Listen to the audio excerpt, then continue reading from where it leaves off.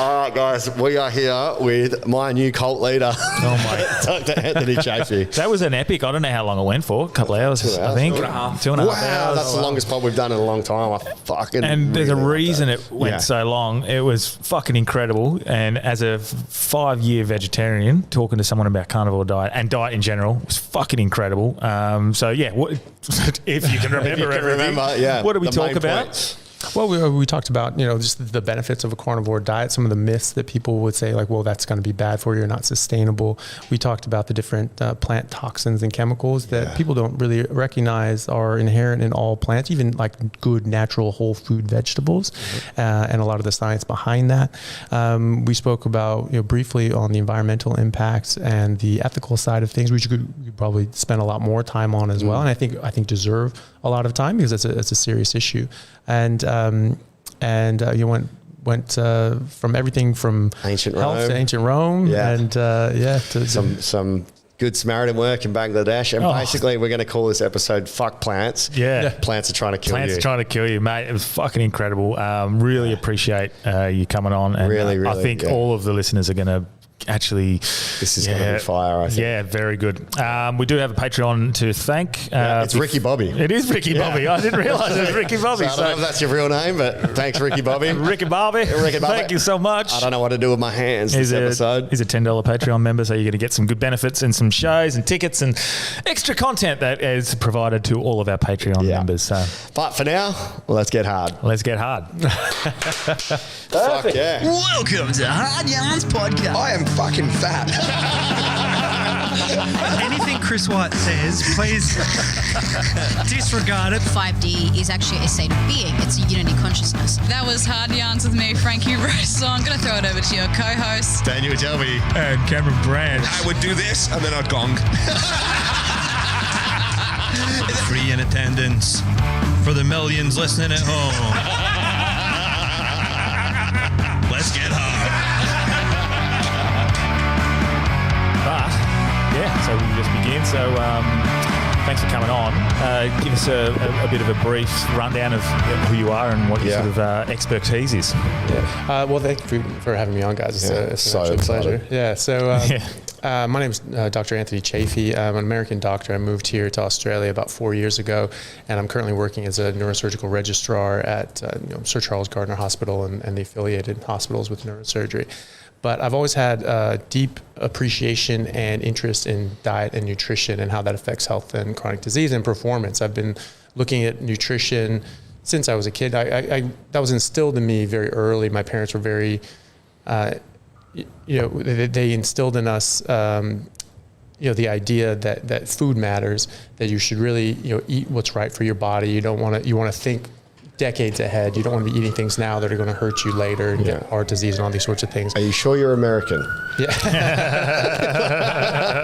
It doesn't sound like an American family value, so that's great. Yeah, not anymore, certainly. Yeah. Well, but that was the thing too. Back in the 80s, there was this big push that fat was bad and everything. My dad did the Pritikin sort of diet, which was you got rid of you didn't really do any processed foods, you didn't do any sugar, but you also didn't do any fat. You could still eat meat, but you just would like boil ground beef and get all the fat and skim it off the top and things like that. So Pritikin got it right on the sugar and the processed garbage and all that sort of stuff, but I think he missed it on the fat. So we were raised like that. It was just like everything's like shredded wheat and those horrible things when I was a kid. Flavor. Lots of processed foods and stuff. Yeah. Which part of America was it? I grew up in Southern California, sort of in the Santa Barbara area. Yeah. I guess that's, and you can definitely speak more to this than me, but this is something I've spoken about a few times, is that those initial studies were pretty biased and funded by the sugar industry themselves. So maybe you can talk more about that. But from my brief understanding is it really became part of the zeitgeist when Eisenhower had a heart attack, and then they decided to really start looking into it, obviously heart conditions and cardiovascular and those sorts of issues, but maybe go down that path. Well, that's exactly right. So heart disease was a little known issue before that. It was not something that was in the normal lexicon in America or around the world. It's certainly not in for doctors even. Then when the American President Eisenhower had a heart attack, there were headlines, and you can actually look these up, and it says, "What is this new heart disease? Doctors baffled about this heart disease." COVID. Yeah. So it's like it was a new thing, and people were trying to figure out what the hell was going on. So there was a lot of people looking at it. So what does that tell you? That tells you that it was not a problem before that. It was not something that was a big prevalent issue. And everyone before that was actually was trying to eat butter. They were trying to eat lard. They were, cooking with lard. They were eating a lot of meat. They were the idea was to try to get enough fat and enough meat. And we had no heart disease, and as one doctor and scientist pointed out when everything was they started blaming fat and meat on everything. They said, how we've been eating fatty meat forever, and if you look at the fossil record and you look at like the stable isotope studies and things like that, we really have been. And, how can an ancient diet cause a new disease? Because it really was a new disease. Yeah.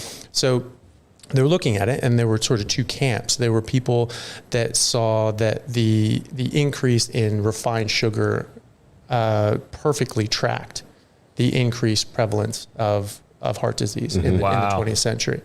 And then the sugar company sort of got wind of this. And there's actually documents, there are internal memos that they're speaking about this, where they say, hey, look, there's this sort of research going out. We need to protect our interests. So we need to put out sort of opposition research, which is a normal thing in industry. I think Coca-Cola funds most of the nutritional research at the university level today. What? Yeah, they spend 11. That's incredible. They spend 11 times. Coca-Cola spends 11 times more in research for nutritional research than the NIH. Wow. Right? Fuck. So what? Wow. Yeah. So I mean, you see, it's like, well, this study says this, and this study says this. Like, who paid for it? Yeah. It's one of the biggest things that I've always looked into first is who's funded the study, because you do know there's a bit of a bias behind it, and they're going to cherry pick some of the data, and this study suits my narrative. How do you know which studies to even trust? Well, and that's the thing, you don't always know who funded it. Yeah. And in the sort of 50s, 60s, 70s, the opposition research that the sugar companies were putting out, they actually didn't disclose that they were funded by the sugar company, which is illegal and unethical. So, but that has since come out, and so the journal, so the University of California, San Francisco Medical School, which is a top 10 medical school in the world, and a top 10 research institution in the world, they published in JAMA, the Journal of the American Medical Association, which is a top medical journal in the world, in 2016, actual internal memos from the sugar companies back in the 60s. Oh, they published it wow. Yeah. That's incredible. So you know how we had the tobacco memos and things like that? Like 30 years. Yeah. Oh, no. There's no research. Our research says that this is all fine. Our long distance runners love Marlboro. 9 out of 10 doctors choose Camel. Yes. That was an actual ad. Yeah.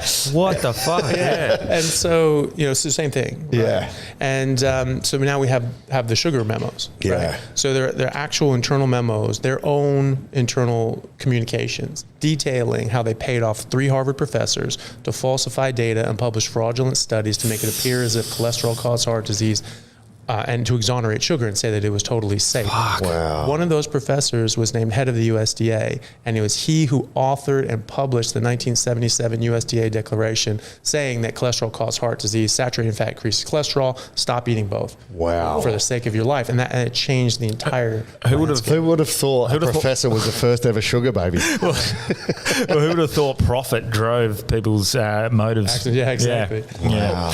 But that's the thing too. You think about the profits, right? Yeah. So how much do you think they got paid? It must have been a lot, right? Professor Sugar Daddy about integrity. I mean, they're tenured professors at Harvard. They're top tier researchers. Probably fuck all, or was it a lot? $6,500. Wow. Which today is the equivalent of $55,000 US. That's it. Oh, wow. That's what their souls were worth. Now, there's going to get a bit more than that because, you know, a lot of these professors derive their income from the research they do because when you get a research grant, you know, you get several $1 million for a research grant. Part of that is your salary. Yeah. You know, say, well, this is how much this is going to cost me to do this research because I got to hire these guys, I got to pay them this, and obviously I need to pay myself that. And half of that goes to the institution. That's why universities like doctors or professors that do research, because depending on the institution just off the top takes 40 to 50% of that. And so when you're structuring your grant request with a charity or sugar industry or whatever, you're basically just doubling what you need because the school gets half of that. And so that's the thing. So they were funding a lot of these fake research papers and they were paying for it, so like part of that those research grants from the sugar companies were going to pay them. So they ended up making more money than that. But the initial contract to say, hey, do you want to make a deal with the devil was $6,500. Fuck. That's It's nuts. and that still happens today in all industries, surely. It must. It's not supposed to. You're supposed to declare your conflicts of interest and where you're getting this money from. So that is actually absolutely out of bounds what they did there. The sugar companies are still funding research. Most of it, you can track it down, but it wouldn't be apparent just on the face of it. Like you would have to do some digging. Well, after that Fauci clip we saw, he doesn't have to disclose who pays him. His royalties for the royalties. So there's some form of that in different aspects. It's all law, I guess. Yeah, I hate that when it comes down to the technicalities of like, well, technically I don't have to tell you this or technically that.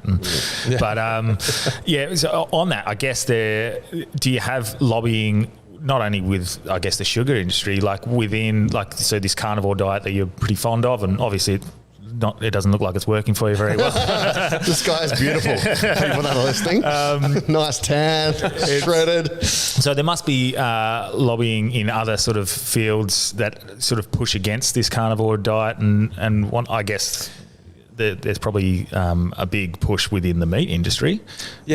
Well, you'd hope so, but the problem with the meat industry is it's very disseminated. There's not like this. It's not like Nestle. It's just this massive multinational, multi-trillion-dollar a year industry, or Coca-Cola, PepsiCo, all these sorts of things.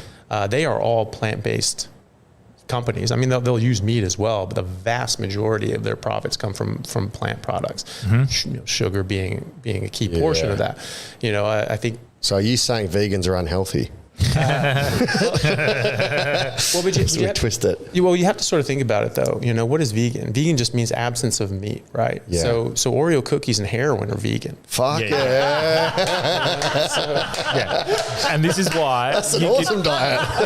You could live off cheese pizza and say you're vegan. Not even vegan cheese pizza, and say you're a vegan, but it's as unhealthy as fuck. Yeah, absolutely. But that would be the case with anything, obviously. Yeah. So it really does matter, the specifics, right? So there are people that go on a vegan diet, and as compared to a standard diet with a bunch of processed garbage, they go to Whole Foods. They really make an effort. They work with a dietitian to really try to cover their macros and micros to really get the most out of it, and they have to supplement because you cannot get a basic complement of nutrition from a vegan diet. They simply don't exist. You can't get B12, D3, K2. You'll never get enough vitamin A because you'd have to eat 3 kilos of carrots a day to get enough vitamin A.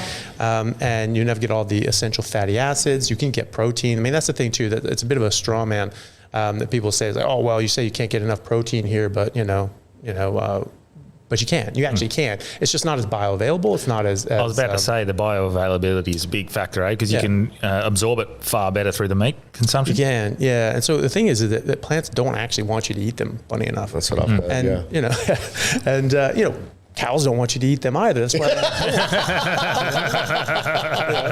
I don't think anything wants you to eat them, apart from my ex-girlfriend. Yeah. But does stuff like fruit, because it's tasty, like tasty, sugary, that flavour, is that something they want you to eat because then you excrete their seeds into the ground and then it they want something. They want something to eat. And so nothing wants to be eaten. You know what I mean? Maybe a lemming. I don't know. But like, so everything has a defense is the main thing, right? And so a cow's defense is by being a big, massive, strong animal that can kick and stomp you to death and stab you with its horns. Also bogans. Yeah, exactly. Well, this is something Chris Promod mentioned last when he was on. He was talking, and he's not an expert, so we didn't dive too much into it. But defense chemicals within vegetables themselves. Before we go into the carnivore diet itself, like, do you know much about the defense chemicals and what sort of damages they can do to us? That was the entire reason I stopped eating plants 23 years ago. Okay. I was taking cancer biology at the University of Washington in Seattle, my undergrad, and we learned. How old are you? You look like 25. Like 23 years ago. And 23 years. Wow. Okay. I just turned 43. Wow. I'm fucking turning carnivore today.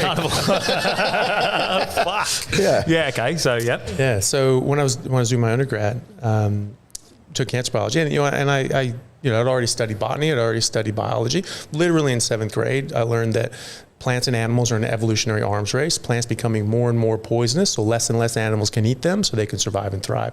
And then animals becoming more and more adapted to specific poisons in specific plants, so they can break those poisons down safely and detoxify them and get the nutrients out of it as well, so they can survive and thrive. And that's their evolutionary niche. This is why even animals that exclusively eat plants, they eat very specific plants. Yeah. Right? And so like a koala eats eucalyptus. Like nothing else eats eucalyptus, right? Yeah. But a koala doesn't eat anything else. Yeah. Because it has the defenses for eucalyptus. It does not have the defenses for spinach and broccoli. It can't eat those things. Yeah. And so, that's how that works. And so if your species hasn't evolved to eat a specific plant, that plant is bad for you to varying degrees. We have some defenses, but we don't have perfect defenses. And the other way that plants defend themselves is by making those nutrients not bioavailable. They're bound up in different chemical bonds that we don't have the enzymes to break apart and split out and take out, right? And so, there's tons of iron in spinach. You can't get it, maybe you'll get a bit of it, but you're not getting much of it. And that was I just had all my bloods taken prior to finishing vegetarian for 5 years, and that was the one factor. Everything else was really good because I was vegetarian, not vegan. So my B12s and all that stuff was pretty good. I was getting that through my dairy, but my iron was still in the good level because I still had a lot of spinach, broccoli, those sorts of things, but it was still on how he described it was on the low end of good. The mini Tony Stark, no iron in it. Yeah. But with the spinach thing, there was just an outbreak of hallucinogenic spinach. Yeah. Is that got something to do with their chemical defenses, or did somebody spray the spinach and fuck that up? Do you know what happened there? I saw a headline. I didn't read too much into it, but you do have to recognize that in America, I don't know the exact stats here, but I assume they're similar in Australia. In America, 98.5% of food poisoning cases are through produce. Wow. Yeah, because of insecticides? No, because look, you're out in the middle of a field that's 6 miles long, and you're just picking this stuff, and you're getting paid by the weight that you're picking this stuff. Yeah. You got to relieve yourself. You're not walking 3 miles back. And so you're just defecating, urinating there. I used to work in a nursery, and it's definitely true.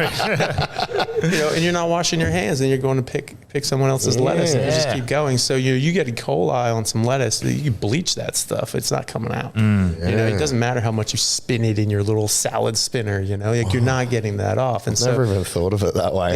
Yeah, well, and I'm interested in regards to the pesticides and the chemicals. Obviously, I don't know if we manipulate the vegetables themselves to be resistant to them at all or whatever, but surely they're playing a factor in what we're ingesting them. Yeah, but that's also a bit of a red herring as well, because people will say like, well, no, the vegetables are all great. We're living in, God's Eden. And so obviously everything's here for us. That's not the case. There was research out of UC Berkeley in the 1980s. So in 1989, Professor Bruce Ames published a big paper talking about the natural toxins and pesticides in plants, right? Because they're stopping plants and plants and insects from eating them. So they have natural pesticides, natural insecticides. You can think of them that way. And he found that there were that 99.99% of the pesticides and insecticides were actually inherent in the plant itself. They made them themselves. Oh, wow. So what does that mean? That means that 10,000 times more naturally occurring poisons in the plants than the pesticides we spray on them by weight. And that the naturally occurring pesticides were far more likely to cause harm and things like cancer than in lab mice, obviously. That's how they were testing this. Than the pesticides they were spraying it against. So they looked at mushrooms, and they were comparing this against alar, which was they're actually trying to ban this. Is why what's an alar? Alar is a pesticide, especially they used in apples. Pesticide also helped them ripen, and so it was used in in that industry, and they're trying to ban it. They're trying to get rid of it. And, he was sort of pointing out, it's like, guys, we've been using these chemicals for decades. Why were they causing a problem now? They didn't 80 years ago when we were using 10 times the amount that we are now. Yeah. And so he did the studies, and he looked at it, and he found that there was 10,000 times more naturally occurring toxins than the alar, and that mushrooms were 500 times more likely to cause cancer than alar. In the rat. So tragic mushrooms, not magic ones. Yeah, exactly. Yeah, just the boring normal kind. Yeah. And I guess because I think we've seen studies show that on the plants can communicate from one side of a field to another. Yeah. And I don't know what the science behind that is. That's a movie. That's The Happening. Do you know the science behind this? Or? A bit of it, yeah. So they can communicate in a number of different ways. They send off chemical signals that the other plants can pick up, and they send specific signals depending on what's happening. That's so insane. And they obviously find that they vibrate in a certain frequency as well that we can't hear, but you can actually measure. And so when they would sort of dry out plants, whatever, they send out a certain frequency saying I'm dry as hell, I need help. That's usually a text message from my ex as well. And so that's one way that they can communicate. Well, those are three ways they can communicate that I know of that broadly. They can send off chemical signals. So if you start cutting them, or like an insect starts eating a certain plant, they'll start sending off chemicals, and they'll start producing more toxins specific to that insect, right? Because they can tell by the frequency and the vibration of the chewing, which is pretty crazy. It's awesome. And they can send off a specific signal to the rest of the plants, and those other plants start making more toxins against aphids or something like that. Oh Christ, they're back again. We'll make more of these things. Because they don't have things just running all the time, right? I mean, you're not going to be producing all the things to detoxify different poisons if you're not encountering that poison. Your body might, if you're counting it every day, you might sort of build up resistance. But if you're just coming into something, it's like, okay, now we got to do this. Kind of like us with maybe insulin straight after we eat something. Our body will produce it. So the plants. Well, that's actually a very good example, because if you don't eat carbohydrates for a very long time, you don't produce a body of insulin to be ready for that next hit of carbs, right? So that's why people say that if you go keto, you actually get insulin resistance. Total garbage. It's it's all these studies. What does the studies show? They can conclude whatever they want. It doesn't actually mean it's true.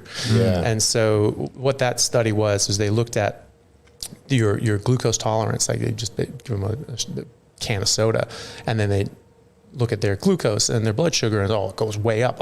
It's because they're insulin resistant. Well, there are other things that can actually do that besides insulin resistance. Yeah. And one of them is they haven't preloaded their insulin, right? So in fact, they're actually more sensitive to insulin because, they haven't built up this resistance. Yeah. It's just, it takes a bit of time for them to produce that insulin. Whereas if you do that for a couple of days, their body goes, okay, this idiot's eating carbs again. And so he actually starts preloading insulin. Yeah. And then when you eat carbs or drink that soda, it just bam, slams it down. Yeah. Right? So we got from aphids we're protecting. And so they'll do that. So all these other plants will start producing more poisons against the aphids or whatever, and then locusts come in and they'll start doing that with locusts. Different chemical signal, different chemical defense. And then we ingest these plants as well. So potentially, normally we wouldn't be ingesting that, and then they've produced this because of this one moment, and then we're not used to it. Is that sort of what's happening a bit? So there's always going to be toxins in there. Mm-hmm. But if you, this is one of the reasons why, say in produce, there's sort of if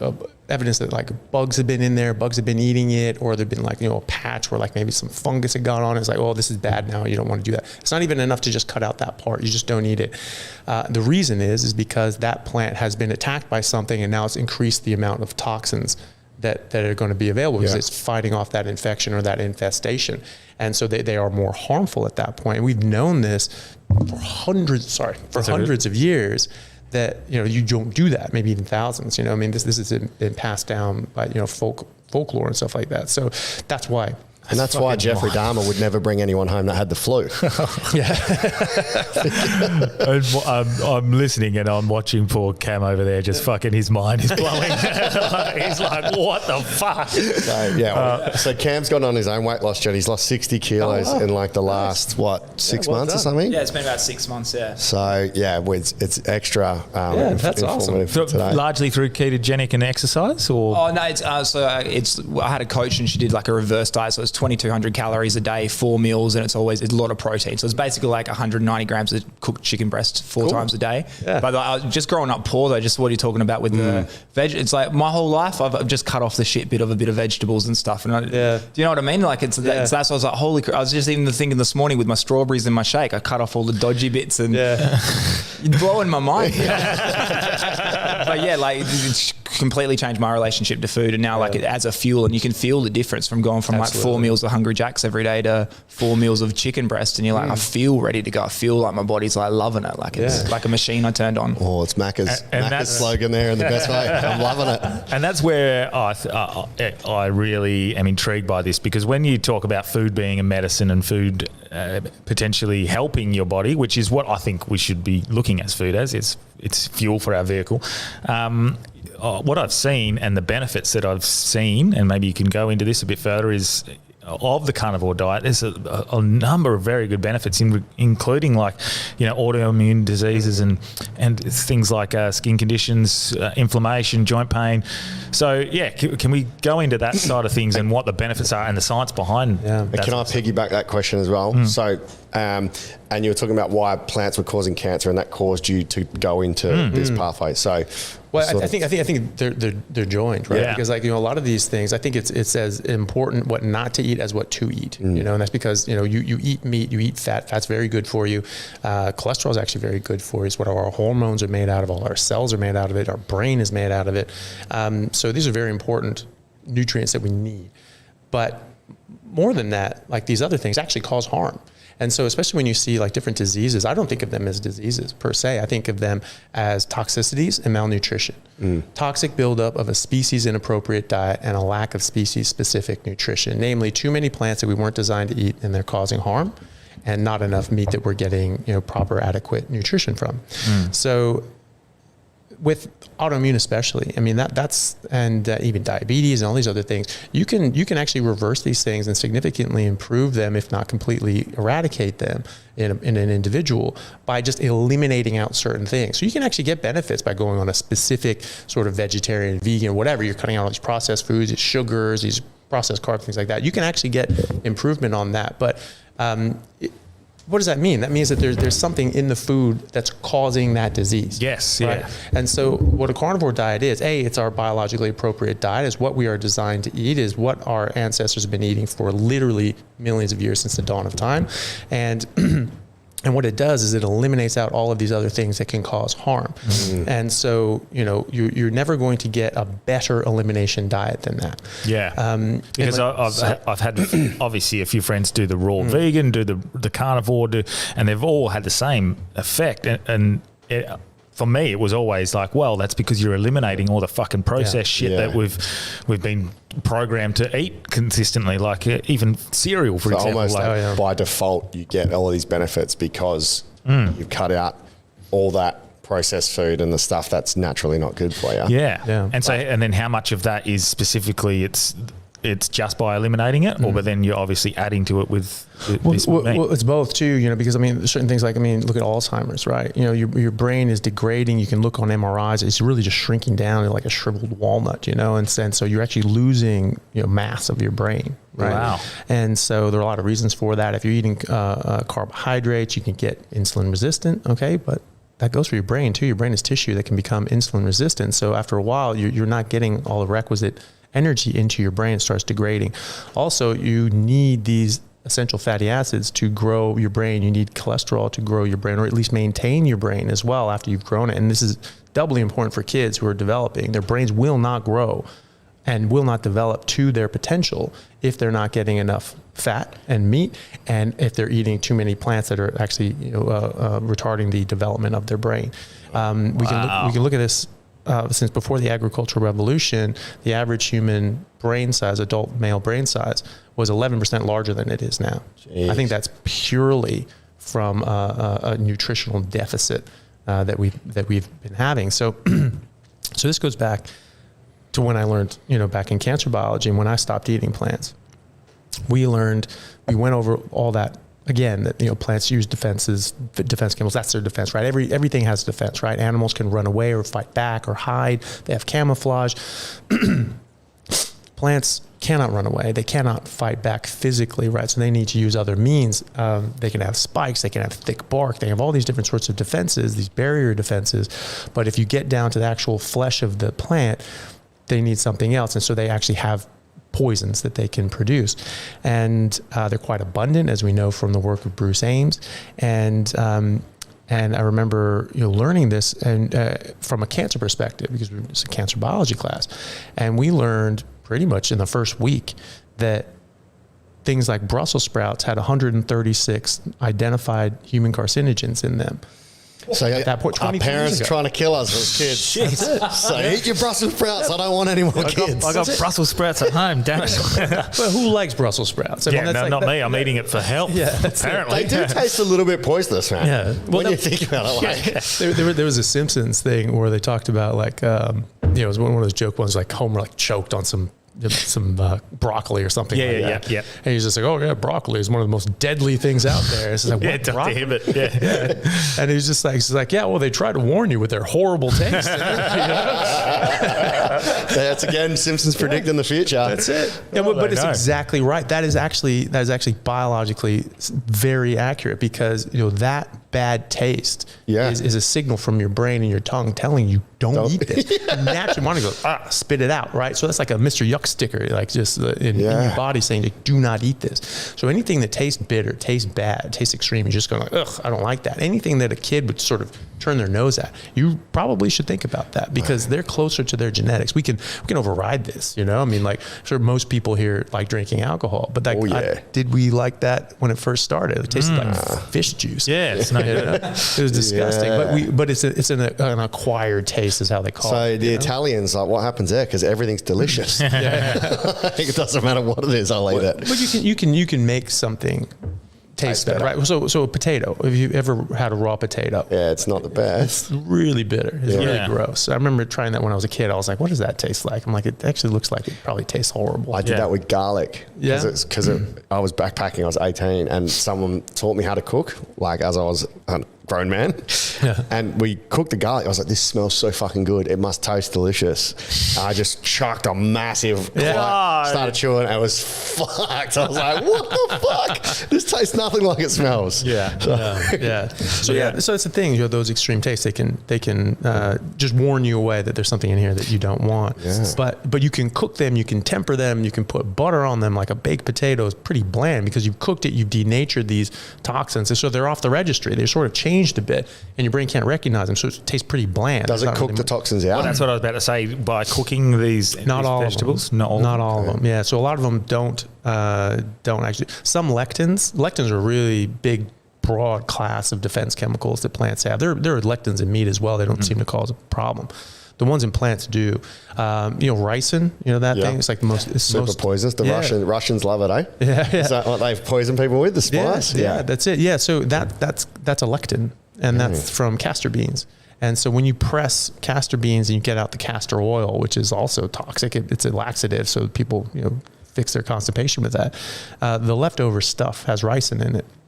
And that's a powdered 1 milligram per kilogram. Oh, sorry, 1 microgram per kilogram is enough to kill anybody, any animal. It's like the most toxic substance that we know of. Jeez. And that's a plant's defense chemical. He's like, does not want you to eat it. That's pretty clear evidence. In lots of plants, or just the castor one? That one, ricin is just in that, I believe. It might be in other things, but I think that's the main one. But there are lectins in everything. So through the animals that we're eating, are we getting our micronutrients and macronutrients through what they're eating? And then through the cow, because those animals have, well, if they're eating what they're supposed to eat, right?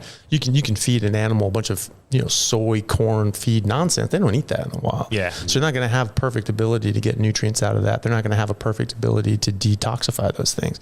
Ruminants are better at it. But still, like a grass-fed, grass-finished cow is going to be a little bit better. But and a ruminant is an animal that has 2 stomachs or something, or it's like a cow, and they have they call it like sort of 4 stomachs, and they chew the cud and then put it back in, and so they have that. They're sort of. They're called foregut digesters, and their foregut is called their rumen, and this is like these multi-chambered stomachs, and they're just really, really good at extracting nutrients and breaking this stuff down. A lot to do with the bacteria that they cultivate in there, because no vertebrate animal can actually break down fiber. So they actually cultivate. They're almost sort of like bacteria farmers. That's what they do. They have this sort of chemistry set in their body that cultivates these bacteria. The bacteria are what eat the fiber. And symbiosis. It's a symbiotic relationship. So they feed the bacteria fiber. The fiber eat that and actually excrete as waste short chain fatty acids, which are 100% saturated. So that's what an herbivore is actually absorbing, is saturated fats as waste product of these bacteria, and then the bacteria die off, and the animal breaks that down and absorbs that as protein. So even though it's just eating, it's amazing, carbs and fiber and things like that, a gorilla or a cow or orangutan or whatever, what they're actually absorbing is fat and protein. And the majority of it is fat as far as calories. So it's like 70 to 80% of their calories are from fat. And so, and they talk about, producing methane and all that. So cows don't produce methane. First of all, you're not producing anything. You're not bringing these things out of thin air. But it's the bacteria that produce methane, right? And so if you, as a vegetarian or eating a lot of fiber sort of stuff, you'll actually produce more methane as well. You get bloated, you'll get gassy and things like that. And that's what that is, because of the bacteria that starts eating the fiber, they produce methane. Can we replicate any of the bacteria that they have in our stomach, or it just doesn't align with human digestive systems? So, depending on what you eat, you'll change your microbiome. Yeah. And so you'll start cultivating more of the bacteria that can eat that stuff. Yeah. And but it's not going to do much good for you, because we don't have a big rumen, or we don't have what we used to have, which is a very long cecum, which is what our appendix is now. It's about the size of your pinky finger. But millions of years ago, that was 4 feet long, blind pouch, and that's what it is in other primates that are herbivores. I think that's one of the key comparative anatomical points showing that we are carnivores as opposed to herbivores, or at least we aren't designed to eat fiber anyway. Because previously, we would have had a very long cecum, and that's where fiber would pack into. That's where these bacteria that would cultivate and eventually break this stuff down, and you'd absorb the fat and the protein. That's what happens in koalas. That's what happens in gorillas and chimpanzees and orangutan, things like that. They're hindgut digesters. So they have this very, very long cecum and a very, very long colon. And so they are able to cultivate those bacteria and get... because it's in there for longer time and it has more chance to process? A lot longer. So I mean, the appendix, that's a blind pouch, right? And so when that's 4 feet long, that's a big tube. It can just sort of sit there and ferment and rot. Yep. And that's what it's doing. And then the byproducts of that is fatty acids and protein. And so that's what they absorb, and eventually it comes out. But even gorillas aren't really good at this. So they actually have to eat their own feces again. So they have to eat it a second time. So cows can sort of puke it up, chew their cud, bring it back down again. Yeah. Gorilla actually has to eat their own feces. That's how they get their B12. It's like a Gold Coast supporter. Yeah. And so, people talk about, the whole team talking about, it's like, you can get B12 just by eating plants. It's like, yeah, maybe if you eat your own feces, but you're not going to catch me doing that. Eat shit and die is like a whole new meaning. Yeah. And our appendix now, is it just useless, or does it have some function? I'm sure it has some function. So you don't support any tissue without having some use to it, but it doesn't have that function. Yeah. Right. So that purpose is vestigial. Right. So it used to be able to break down fiber. It can't now. Yeah. I think that probably has something to do with appendicitis, because what we're thinking now is that you get a fecal lift, so you get this, chunk of something stuck in there, and it stuffs up the opening, and then that bacteria in there just grows like crazy and causes a problem.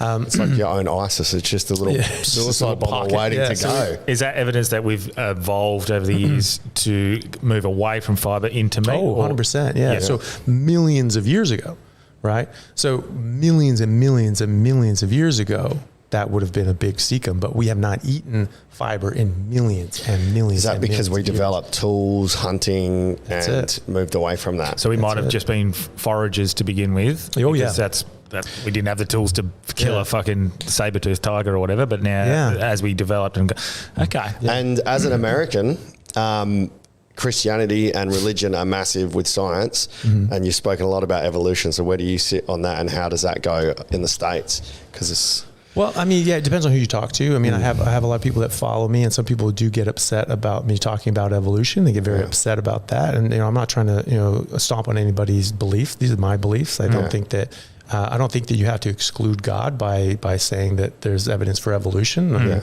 I think it's much more impressive to have a God that it created this infinitely old, infinitely large universe with all of this amazing complexity, and have us develop over billions and billions of years and creating a system that can do that. I think that's much, much more impressive than going, here you go. Yeah. Here's an ant farm, and then you're going to live in it. I don't think that's as impressive. I think so I don't think they're mutually exclusive. And so I do think that there's very good evidence for evolution. I do think that we see it now. We see viruses mutate and change. That's evolution. You get a vaccine for something that pushes the evolution of that virus in a different direction, because now it can't infect people how it is now. It has to change. Only the things that are not susceptible to that vaccine or someone's immunity are going to live. Those are only ones that are going to survive. So the ones that the old guard die out, and the new ones with a new mutation that allows them to survive goes. I mean, we see this every day, and so that's something I think is, I think there's a lot of evidence for it. So I'm in that camp. I don't begrudge anyone, their thoughts on creationism or anything. But either way, we are designed to eat meat. Yeah. We are not designed to eat plants. And you can look at that in a lot of different ways, like the appendix. Yeah. We do not have the ability to break down fiber in any meaningful way. We just don't. And so that means we should not be eating it. And that was the entire argument in the 80s, why we shouldn't eat or why we should eat fiber was because we couldn't digest it.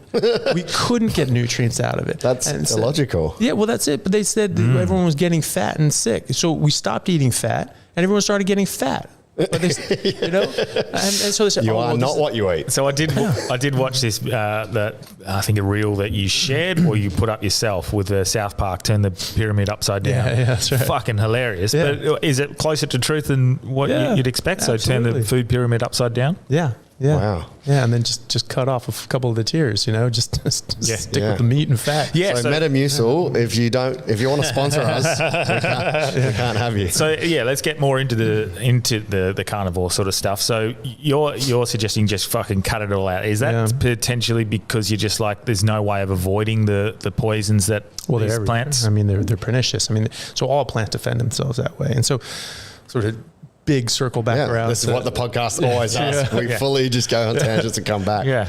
That's what we were learning in my cancer biology class, that, that Brussels sprouts had 136 known carcinogens. White mushrooms had over 100. Spinach, kale, lettuce, celery, cabbage, cucumber, broccoli, everything. It had we literally were given pages with the name of the produce and the number of identified carcinogens, page after page after page. It wasn't a single one. I looked and I was like, okay, what's the lowest number here? Yeah. It wasn't a single one under 60. I'm like, this is nuts. Yeah. And I remember thinking in my head, I was like, this is crazy. We were all looking around wildly, like I was like, this must be a joke. Someone must be in on it, looking for someone smirking or something like that. Nothing like that. And finally it just dawned on us. I'm like, my God, this guy's serious. And I remember thinking in my head, I was like, but vegetables are still good for you though, right? I hate them. I never ate them. And he just perfect timing. I felt like he read my mind because he just looked at us and he said, I don't eat salad. Maybe he was sponsored by the meat industry like the other professor. Yeah. He's giving you fake news. Well, could be, yeah. But he said, like, I don't eat salad. I don't eat vegetables. I don't let my kids eat vegetables. Plants are trying to kill you. So I was like, Right. Fuck. Hear that, Tash Peterson?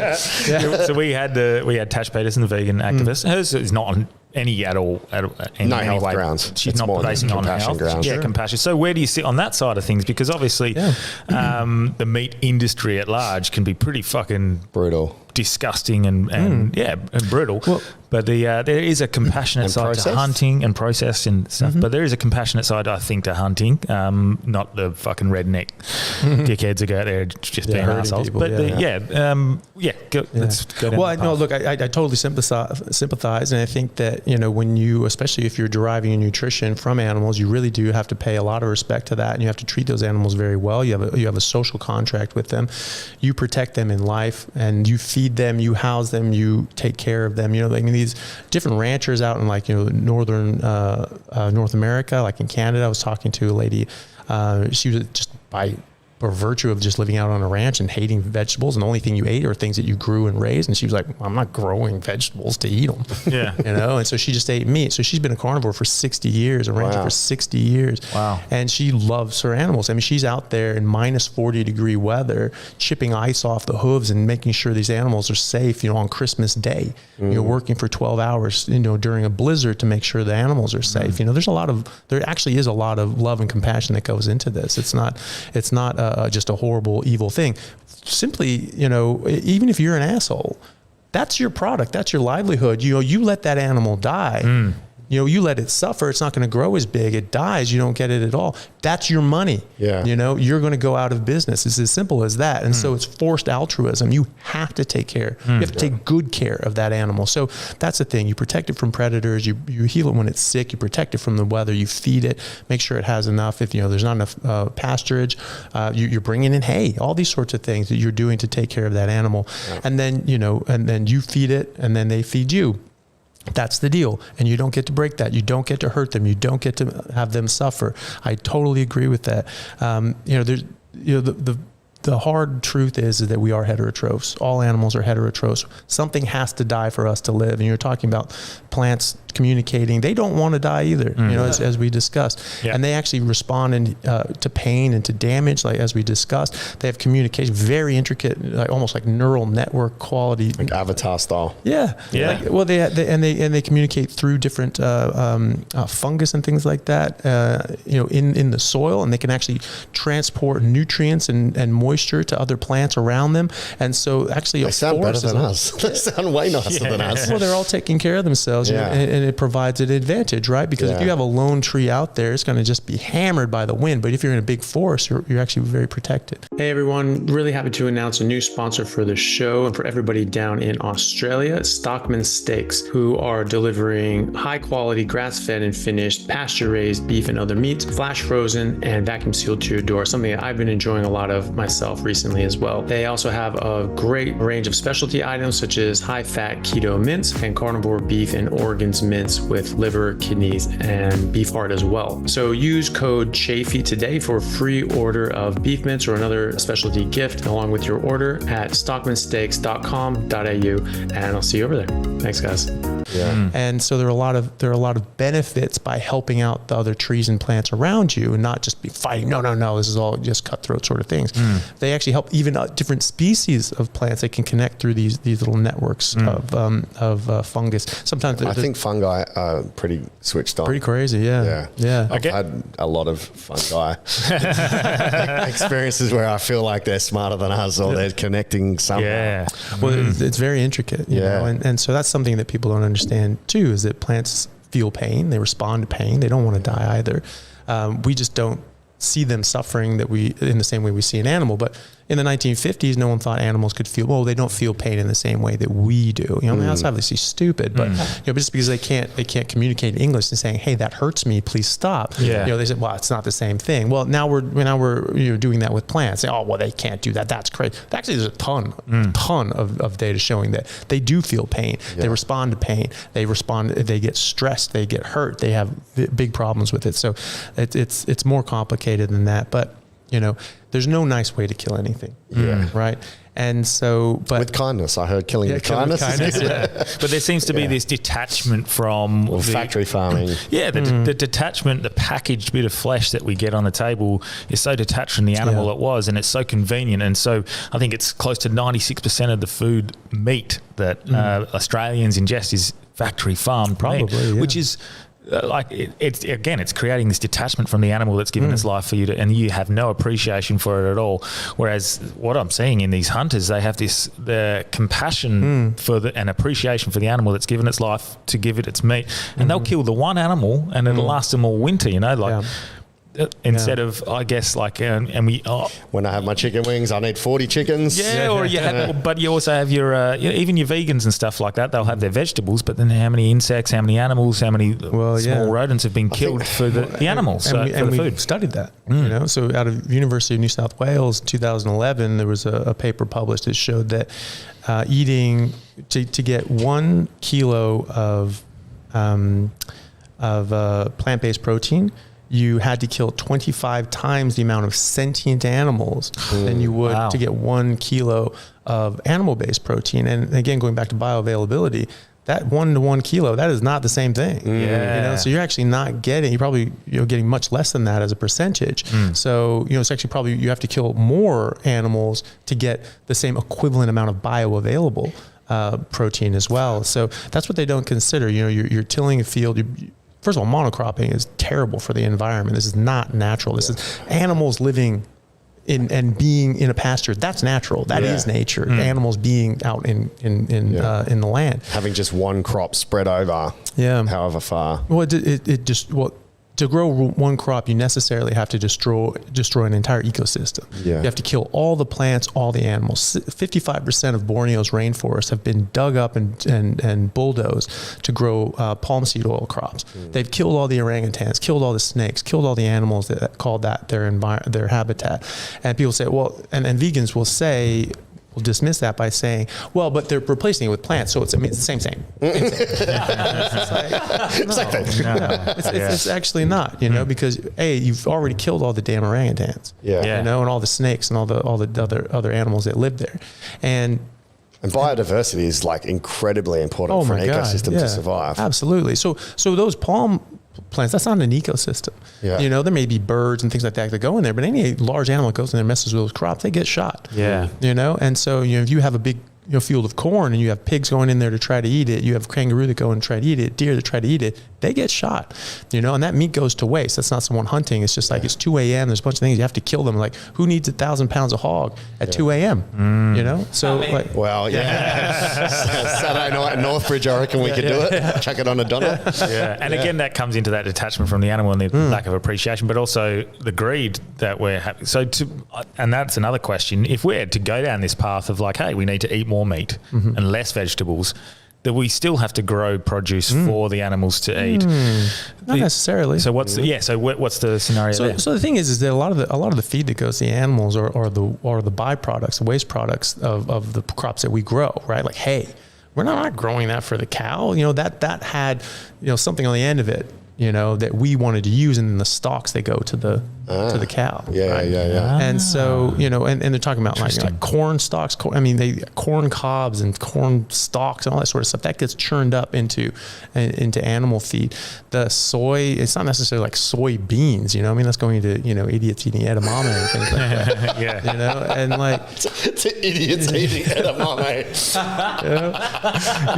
Speaking of idiots eating edamame, I didn't know until I was 34 that you're supposed to fucking pop them out.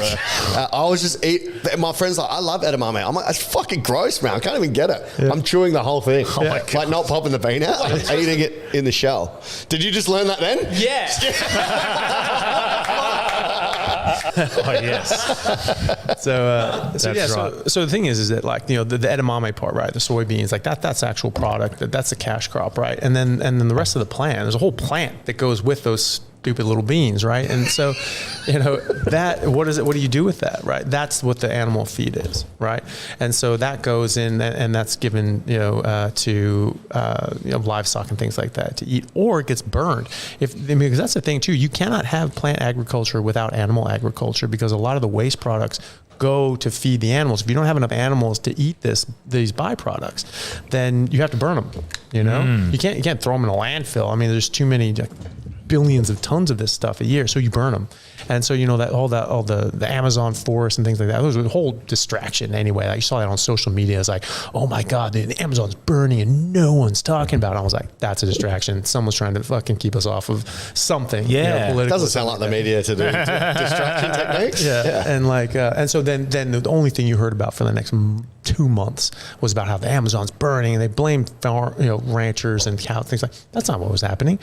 Those fires actually were below average. This is on NASA's website. They said this. They're looking at satellites, looking at the different fires. They're like, well, fires happen every year, and this is actually below average for the amount of fires that happen every year. And the majority of those fires are actually farmers burning their crops after they've harvested them because they don't have enough there's not enough livestock to sell these things to, so they just have to burn them to get ready for the next round of crops.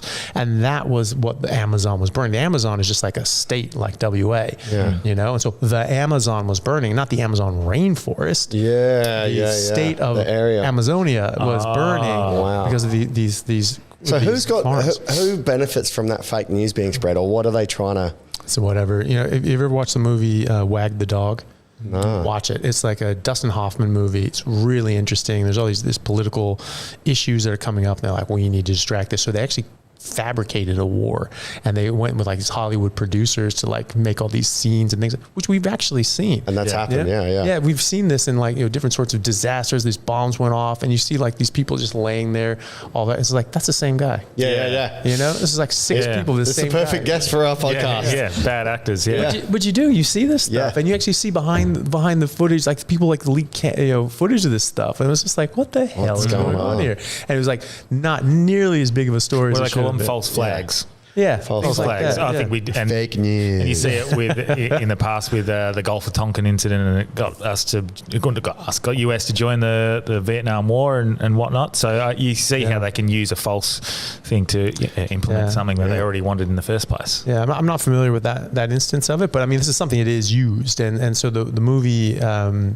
Wag the Dog was all about that, and they had this sort of fake war, and they had these like, you know, different people, and they were trying to like just pull the American thoughts in a very specific direction, and all band behind this conflict, and it was all good against evil and all this sort of stuff. It was all garbage. It was all garbage, and so, you know, you have to sort of, you know, wonder about these things, and then you see something's happening politically, and sometimes people point this out, you know, where like oh, everyone's like talking about whatever, and then all of a sudden someone was just like, so when everyone was looking over here, you know, Congress quietly passed a 1,400 page, you know, omnibus bill that's like, you know, increased the spending by $2 trillion. Was anybody aware of this? You know, and so they just sneak these things under the radar like that. Well, I see that, and it made very famous, I guess, by someone like Rogan sharing it, but the things that they recommend to eat and what they don't recommend, and this is what they're teaching in schools. What are the worse now? Like, what's the? I guess it's lobbying. Is what that's a big part of it. The different food lobbies are very, you know, powerful because it's state funded indoctrination of a bad diet. And you know, even here in WA and in America and other places, they're really pushing towards the whole vegan plant-based thing. You know, I know people who've said that they've had, you know, letters sent out from their schools saying that you shouldn't send like sandwiches with meat and things like that in, because there's nowhere to refrigerate it, so it just goes bad. I'm like, really? Lunch meat goes bad in 3 hours? Is that a new thing? Because like people have been going to school with like bags of lunch for how many hundreds of years? You know, like, you know, someone like, you know, some guy would go to work with like, you know, just some, you know, piece of meat stuck in his pocket. Well, if you're Italian in the 80s, you used to go with sausage and full spread. So like, you know, I mean, when did this happen?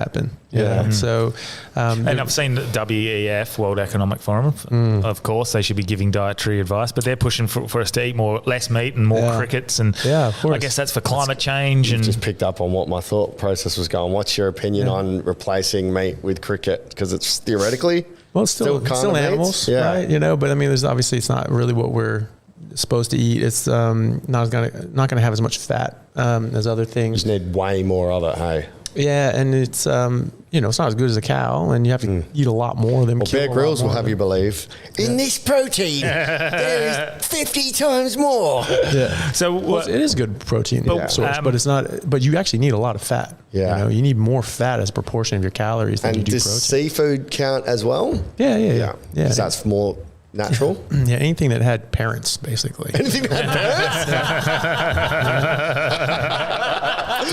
Well, so it tastes better when they're grown with love. Yeah, when you say fuck these little orphan insects, eh? When you say we're not supposed to eat it, does geographical sort of lineage and stuff, does that Great question. Does that change what we should be eating? Yeah, like obviously the Inuits are going to eat something very different to the Aboriginals. Yeah. And being Italian, would that affect what I would probably be able to process better than this? What are you, Skippy, Kiwi? Nah, Kiwi, Scotland Island, yeah. So like they'd be different. Potatoes. Be very different. Yeah, potatoes. Potatoes. Very different diets was what we'd probably. Yeah. So you can have different susceptibilities or defenses against species inappropriate foods, but any species is going to have one optimal diet. For us, that's fatty meat, and you can get that from kangaroo, you can get that from cow, you can get that from whatever. But it's the animal flesh with a lot of fat. Is what we need as humans. As far as like different plants and things like that, Europeans and other ethnic backgrounds have had access to agriculture a lot further back than say the Australian Aboriginals. And that's why people from Europe do a lot better on carbs and plants and things like that than the native Australians would. When I first got to Australia, probably right away, people were saying, like, hey, when you have an Aboriginal patient come into the hospital, whatever their age is on their sticker, just add 20 years to that. Because when you're looking at different sort of illnesses and diseases, they come sort of in biologically add 20 years. Yeah, exactly. Gotcha. Yeah. So, if someone's 40, basically think about what's common in 60-year-olds. Wow. Because they just age so much quicker, they break down so much faster.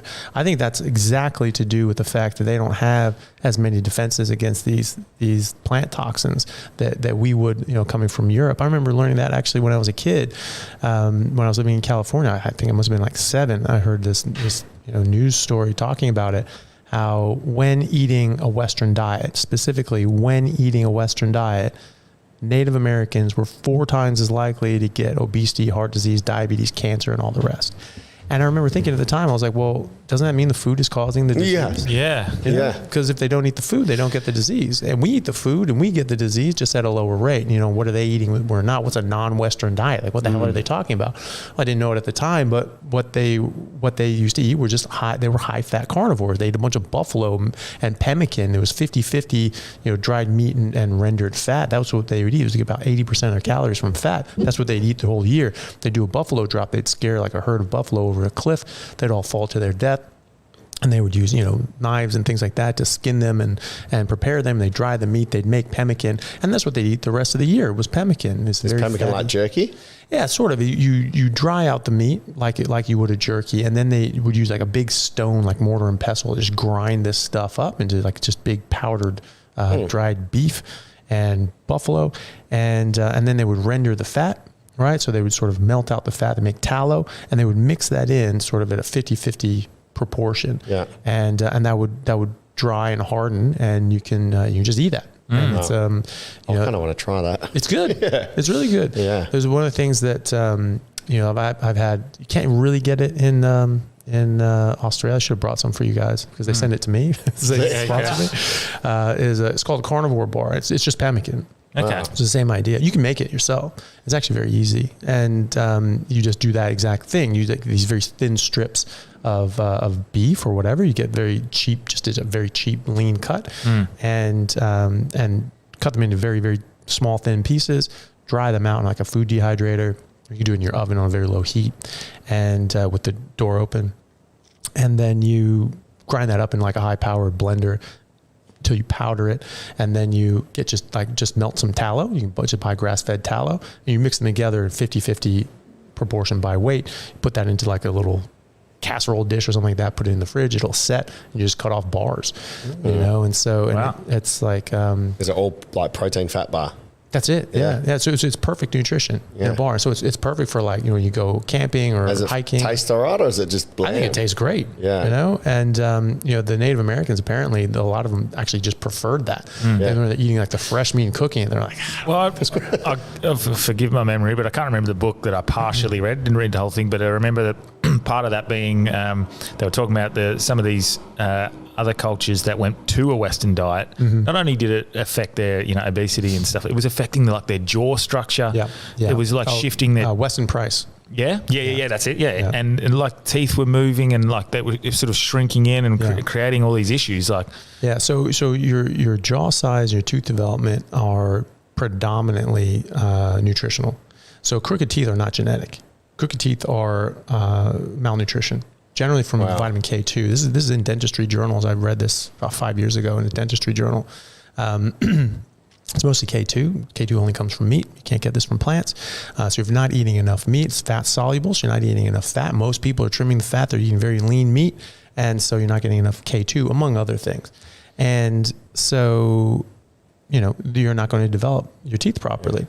So before the agricultural revolution, and in these native populations that are still eating just meat, like the Native Australians and Native Americans and elsewhere, they had big, wide jaws. They all had the wisdom teeth in. They had perfectly straight teeth. I mean, how many animals in the wild you see with crooked teeth? No, it's not a thing. Sharks. But it's not a thing. Like they have very uniform teeth, throughout nature, and humans do too. And then in Weston Price, he looked at these generations of people who moved to London. The grandfather had this big, strong I was about jaw. to say English people, and you said move to London. And so then so it's K2, K1, D3, and calcium. All these things play a role in this, but most people are deficient in K2. And so, these guys moved to England, moved to London, and the grandfather, there's big, wide, strong jaw, all his teeth, no cavities. The son is like, the jaw is a little more shrunken in, a bit more crooked, crowded teeth. The grandson has just pushed in jaw, and it's just a mouthful of just English teeth. Because when we're also talking about meat, we're not talking processed meat. We're talking eating good meats, obviously, because that's part of the Western diet. Is it processed meats, sausages, and these sorts? Well, but also what are they processed with, right? What do you add to that? Fennel and grains and plants. Plants. You're adding plants and sugar, right? Which sugar comes from plants, right? So all these things are plant products that are bad for you, and that's what you're processed with. So it's not the meat itself. I'm nearly converted, man. What's the argument against the carnivore diet? Is there not one? Is there anyone that goes, but X, Y, Z? Because you're clearly an argument against sustainability, because 23 years is a long time. Pretty good. And you look about 23. You look about the age you've been at. So I'm having a anxiety attack. We're recording the sound, after everything. It's all good. So most people's... So there's three major claims, and one is your guest was from an ethical point of view. That's certainly it. The ethics, the bioethics, worried about the animal rights and things like that, which I think that's absolutely something that deserves to be talked about. I think that's important. The other is the environmental aspect, the impact on the environment, and the other is the nutritional aspect. So those are the three main things. And so as far as just the nutritional aspect, the main arguments are fat and cholesterol are bad for you, right? Which we sort of discussed. That's garbage. Yep. And we can go more into that. But saturated fat, cholesterol are actually really, really important for you. And they're simply not the boogeyman that people have made out to be. But that's the main one. Oh, what's your cholesterol? I'm like, I don't care. Yeah. Is that why? Never a problem. Is that why you hear of that? Is it called like rabbit? Rabbit starvation. Rabbit starvation. What's rabbit starvation? Very, very high protein. You're not getting any fat. And so you can actually cause harm because you have to have fat. Fat is actually very important. Because the rabbits were so lean, no fat. And they were people stuck in the wild would eat the rabbits and then almost starve, or they'd be malnourished. They'd be very malnourished, And so, they get voraciously hungry. They couldn't eat enough rabbits. So a bag of pork crackling is good, or is that all right? That's fine. Look at the ingredients though. Most of them are like Processed deep fried in sunflower oil. Yeah. That stuff's toxic. Yeah. Just real pork crackling. Yeah, but you can get it like the stuff that's like fried in lard. That's great. It tastes way better too. And it's much better for you. My cooking world is changing. and, 5 years of vegetarian, and I'm almost just going to go the exact opposite.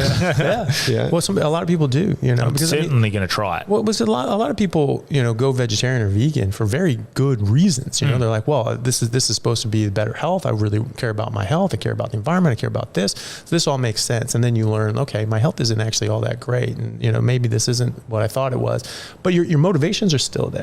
And maybe that girl is just like, well, I want to help animals, this and that. So you have these motivations, but when you dig into it more and you find that actually health-wise, and the other one's like, you're not going to get all the nutrients you need just from eating meat. That's not true either. I mean, look at the Inuit, look at me, look at the Aboriginals, look at the Native Americans, look at our history for the last 3 million years. We were only eating meat. Okay. If you can't get everything you need from meat, then all these civilizations don't exist, and humans don't exist. We are apex predators, top of the food chain that was taught throughout history up until yesterday.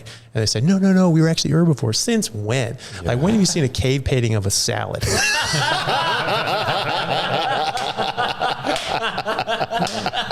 That's so true, eh? Yeah. There's no one with a spear aimed at a tomato. No. We're going to sneak up on this crop. Yeah, absolutely. Wow.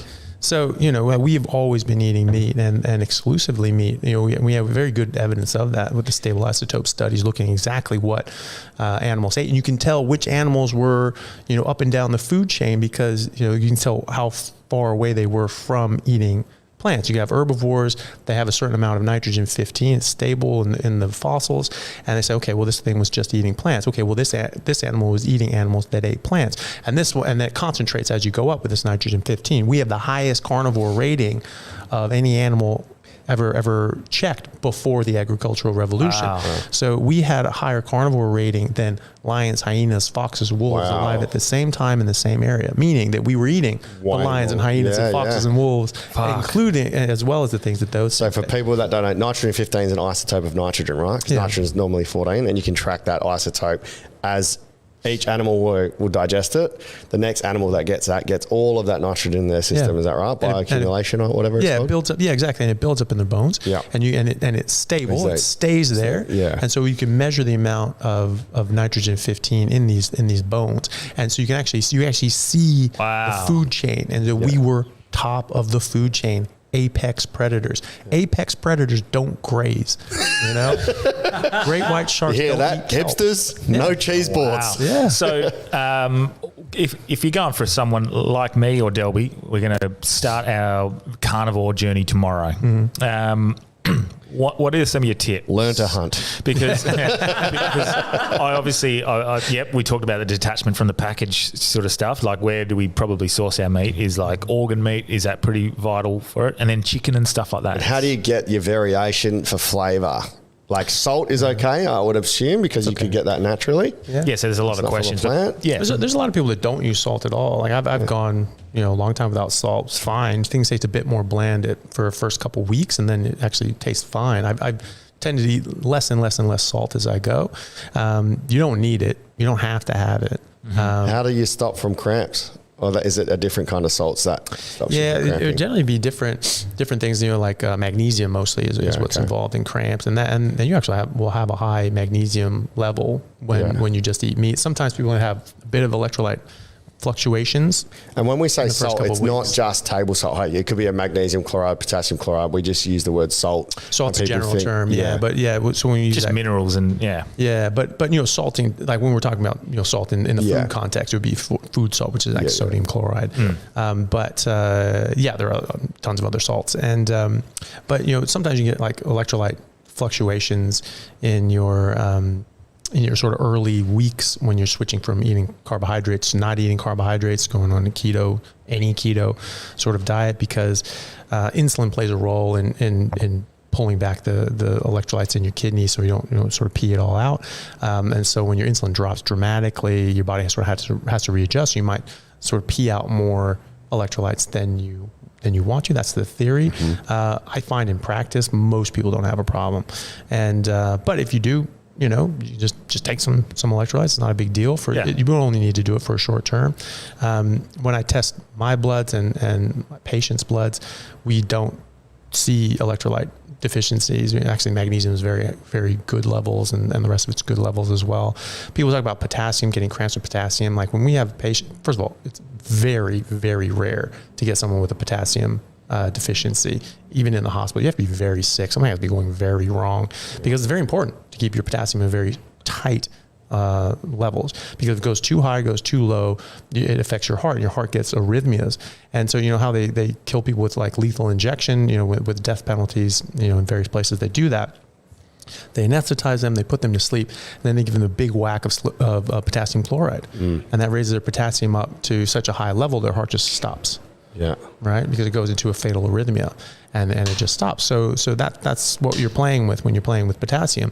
So you don't really get cramps. When people have this and we're supplementing them in the hospital and things like that, and their potassium's really low, they're not just going, oh my God, I've got cramps and all these sorts of things. They get atrial fibrillation. They get their heart starts going funny. Yeah. And that's what we see. So they must have potassium in the jab. And but magnesium can cause cramps and things like that. I find it's mostly dehydration. And when you're eating more and more and more salt, you actually up your demand for water as well, because your body's actually trying to clear all this stuff. It's like, we don't want all this salt. And so you become hyponatremic. Hyponatremic is if you are just drinking way too much water. And then you're diluting and you're just peeing out too much. But that's hard to do too. You have to be pretty sick as well. But you can do it. You can overdo it. But if you're drinking to thirst and you're salting to taste, you really aren't going to get into a problem like that. It'd be very uncommon. So what's a meal like your day look like? Yeah. So I normally if you're eating high density nutrition, then you don't need to eat as much or as often. So I tend to eat in the evenings. I think that I feel best doing that.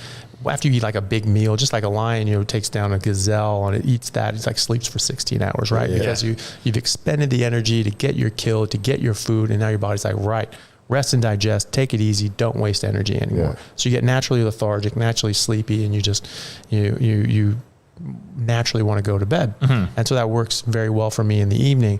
If I were to eat sort of during the day, I can still get that lethargy. And I'm like, well, I've got things to do and I can't really do that. So I might eat like a half meal if I wanted to do that. But mostly I'll eat in the evening.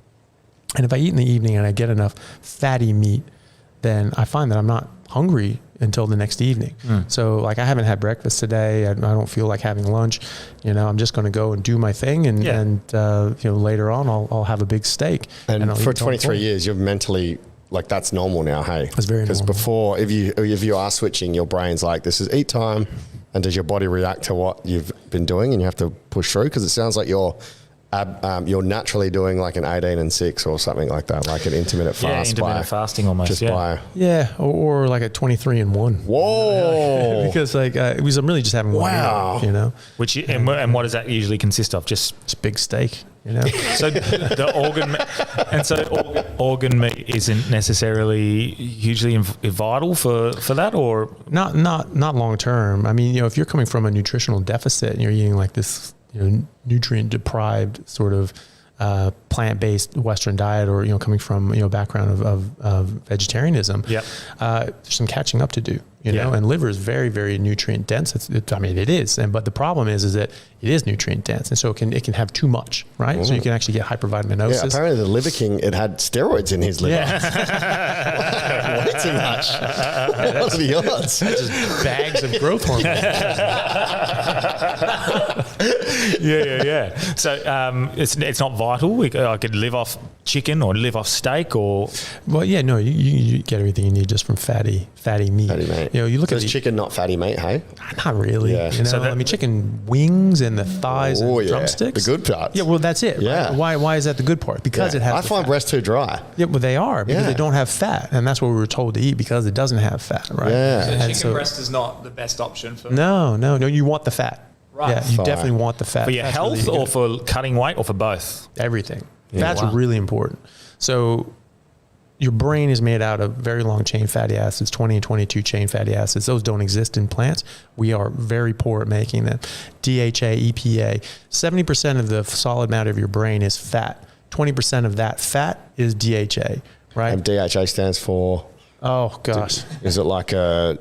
Well, I'm blanking on the full chemical name, but it's a particular fatty acid. Okay. That does not exist. You get from fat. That you get from animals specifically. And this is why they call fish brain food, because they have a lot of DHA and EPA. Right. And so that is what our brain is a big portion of it is made of. It does not exist in plants. We don't make it very well ourselves. We can make a bit of it, but we need more than what That's why vegans are dumber than us. So we talk about that hang on. fat stupid brain. Yeah. So that was the thing. There was actually a study out of Oxford in 2008 that actually looked at compared vegans and other people and just normal diet, and they found that after 5 years of being vegan, that's your length. And they were taking yearly MRIs. Not vegans. They're taking yearly MRIs, and they found that after 5 years, their brains had atrophied by upwards of 5% by volume. Right? Wow. You are constant. You don't just build a brain and it just stays there forever. You have to maintain it. And so, what about me, vegetarian? Well, what the impact? What animal products were you? Dairy? Were you eating eggs? Eggs and dairy. Eggs are great. Eggs are perfect nutrition. I was eating a fuckload of eggs. Well, there you go. Honest. Yeah. So you could live on eggs because lots of fat. And it's a lot of fat, and like the yolk. If you just eat the yolk and don't eat the white, that's 80% calories from fat, and then 20 from protein. You add the whites in there, then it's 60-40. And so, but it's also a perfect protein, because it's not just a matter of getting the essential proteins. Now, first of all, essential proteins mean that we can't make them, but we need them. But there are other proteins that we do make that we actually benefit from having more in our diet as well. Like carnitine, and not everybody makes enough of these things as well. Like, so, some kids don't make enough carnitine, or they don't make carnitine at all, and you have to get it from your diet. Carnitine is integral for your mitochondrial health and your brain function and your brain development. You can't develop proper neurons without an adequate amount of carnitine. And so this is something I found because I was asking questions. I was saying, okay, if we are carnivores, and then we should see this in the data. So I said, okay, and I was looking at all these different diseases. They're all going up at the same time, like after the 1980s, when we stopped eating meat, started eating more plant-based, and all these diseases, cancer, heart disease, diabetes, even things like autism, they all increase at the exact same time. And when I figured that out for autism, I was like, wait a minute, is autism diet related? Because it's going up.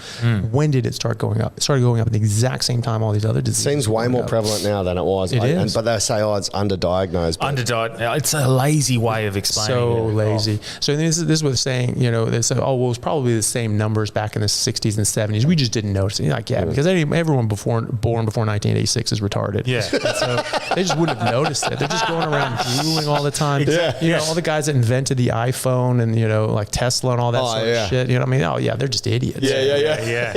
Like, what are you talking about? These guys were the pioneers. They did way more with way less. Of course they noticed this stuff. Anyone who says this, like, they just didn't notice that someone had autism, clearly does not have a relative or a friend with autism. Like, this is something you notice. This is a serious misdevelopment of the brain, and I think it is a misdevelopment. I don't think that they're genetically supposed to develop like that. As pointed out by the fact the University of Texas A&M did a study. I was looking and saying, okay, well, if this is the case, then you should see higher rates of autism in vegans and vegetarians. And that's exactly what we find. Wow. There are much higher rates. And there are associative studies, but there are also causative studies. There was a study out of Texas A&M that showed that at least one of the causes of a certain type of autism is this carnitine deficiency. And some people don't make enough carnitine or don't make it at all. But this wasn't something that showed up because everyone was eating meat, everyone was eating eggs, and so they got enough. It's not. This is factual. This is absolutely factual. I can send you guys the study. They showed causation between the two. Is there a way to, with this knowledge, like if they're saying it's diet based, if a child is exhibiting autism, but you can fix the diet, will autism go away? It can repair, and so the younger you get them, the better it'll be. So when the brain's still developing, you can actually reverse a lot of harm. And in fact, a lot of people are doing that by even just a ketogenic diet, just getting people, their brains running on the proper energy, because your actual brain wants to run on ketones. Your ketones cross the blood-brain barrier and then reconstitute into fatty acids, which actually are some of the important building blocks of your brain. This is something we see in Alzheimer's as well. They're calling Alzheimer's type 3 diabetes now because of this insulin resistance. And then when you switch over to a ketogenic diet, there was a study that looked at putting people on a high-fat keto meat-based diet, and they found that had better efficacy for treating people with active Alzheimer's than every medication ever trialed. See, this is when you're talking about food being the medicine and getting rid of medications, and I know you're a doctor and you prescribe medicines and you work in that industry, but it really appeals to me, because I'm always of the ilk that we can heal our body with food, and we can prevent things from with our food. That's the perfect marriage for you as a neuroscientist and is it neuroscientist or neurosurgeon? Oh, I'm in neurosurgery. And this food thing, how there's like a perfect overlap. I think so. Yeah. And that brings what you just said about food being the medicine. What about plants that have medicinal purposes for humans? What's that all about if the carnivore diet doesn't want it, but it can fix some stuff? I mean, if you're sick, take medicine, right? Yeah. And, certainly things can have medicinal properties, but, like we've been using food as medicine. We've been doing that for 2,500 years. That was a quote attributed to Hippocrates. Maybe he said it, maybe he didn't, but it's old. Let food be thy medicine and medicine thy food, right? So your body is doing really the most of the heavy lifting here, Even when I do, we do surgery on someone, I'm just stitching people back together with string. It's their body that's healing that. So, wow. Well, maybe because we have taken a bit of your time. It's been fucking awesome. I'm loving this. I'd love to have you back if you will, but because we've just touched on the surgery bit, we were talking off air about how I had a discectomy and when now I've got 7 mil bulge in a spot. I don't want to get surgery, but you found a correlation between going into a carnivore diet and people with fibromyalgia and any nerve pain just disappearing. So because you missed that, so maybe you're significantly reducing inflammation. And we give medicines for these things too, right? But I mean, here's the thing: you're not going to give a bunch of painkillers and medicines if you don't have the problems, right? So you're using plants as medicine too. Right. All of this has antibiotic effects. All this has anti-cancer effects. Like, okay, great. Do you have an infection or cancer? Yeah.